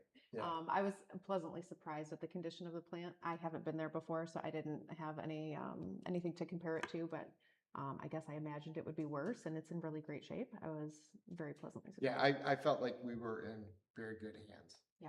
With You those do need efforts. to credit MHOG for that, because prior to MHOG, it was not in that condition, so. Tim? Matt? I just have a request. I know there's a lot going on with the planning commission, with the ordinances and such, and reworking those as well as the data center and such. And in going through the zoning board of appeals training and having conversations with Chris Patterson, it came to my attention that our ordinance is quite lengthy. And actually, he mentioned that some very successful townships that he worked with do things a little differently, and they keep their ordinances quite small. And they handle things outside of that via a special use process or an opportunity for things to come before the planning commission. And so instead of attempting from an ordinance standpoint to document every possible outcome that we could think of, because we're still going to miss, those townships treat the ordinances more as generalized guidelines. And then when applicants come in, they apply specific rules to them based on their situation. And he actually mentioned a township who's using a 50-page ordinance from 1974, and he said they're quite successful today because of the process that they have. Personally, I think we probably need to look at something like that. I don't know that we're going to get down from 242 pages or whatever it is down to 50, but I think we do spend a lot of time, whether it be accessory dwelling units, or it be kennels, or it be solar ordinances, or shipping containers, or whatever, discussing it at the planning commission level. I think we do that because the planning commission tries their hardest to solve for all situations. And I feel like that's a losing battle sometimes. And so I'd like to see us maybe take a different approach and do it in such a way where our ordinances provide more generalized guidelines, and then we attempt to apply specifics to it, to the situations. The second thing is we take a long time, because of that, we take a long time to get through things. And I would actually like to see us take an approach where we work a specific section, we approve it, we release it. The next meeting, we work a specific section, we approve it, we release it. We work a specific section, we approve it, we release it. I think we feel like we have to have an ordinance completely buttoned up before it's ready to release. And in reality, all we really need to do is button up specific sections, and then we can release those sections. I did run that by him as well, Chris, and he was in alignment with that. He said you could absolutely do that. You could have an old business section, a new business section. You could go ahead and release it that way. I say all of these things not because I think our planning commission is doing a poor job, but quite honestly, I just feel like they're overwhelmed with the amount of work that there is. And for a very long time, I sat on that board, and I remember how long those meetings were. And I had this idea, and I thought I would pass it along as an opportunity to make things move a little bit smoother and be less tiresome. So, more of a comment and a request. I do like your idea as far as like the run-of-the-mill, everyday ordinance type stuff, but when you get into ones where you have to worry about legal challenges, the ordinances that need to be more complex, those I think could be set aside and dealt with, individually. But for your everyday stuff, I do agree with your idea. Okay, Mr. Wilson? First off, I'll add to that. I think we've spent way too much money in court on ordinances. I know that we spent $40,000 on Fagan. Who knows how much we've spent on Ham, all because Tim can't get along with his neighbors. But anyway, back to Tim. Where's that proof that I threatened another board member that I asked you for? That was a personal interview with him, Bob. You can go ask him. That's a personal interview. You could go ask him. What do you mean? He told that was his personal interview. Sheriff Murphy said there was no threat. He said there was no credible threat. No credible threat. So when are you gonna water over the bridge? Water over the bridge. No, you're a lying son of a bitch is what you are. All your neighbors have moved because you're an asshole. The president wants one to move. All right, but He is. let's not keep it, let's not have. He made it public that I threatened somebody and I didn't. He's a sack of shit. Okay. That completes the trustee reports.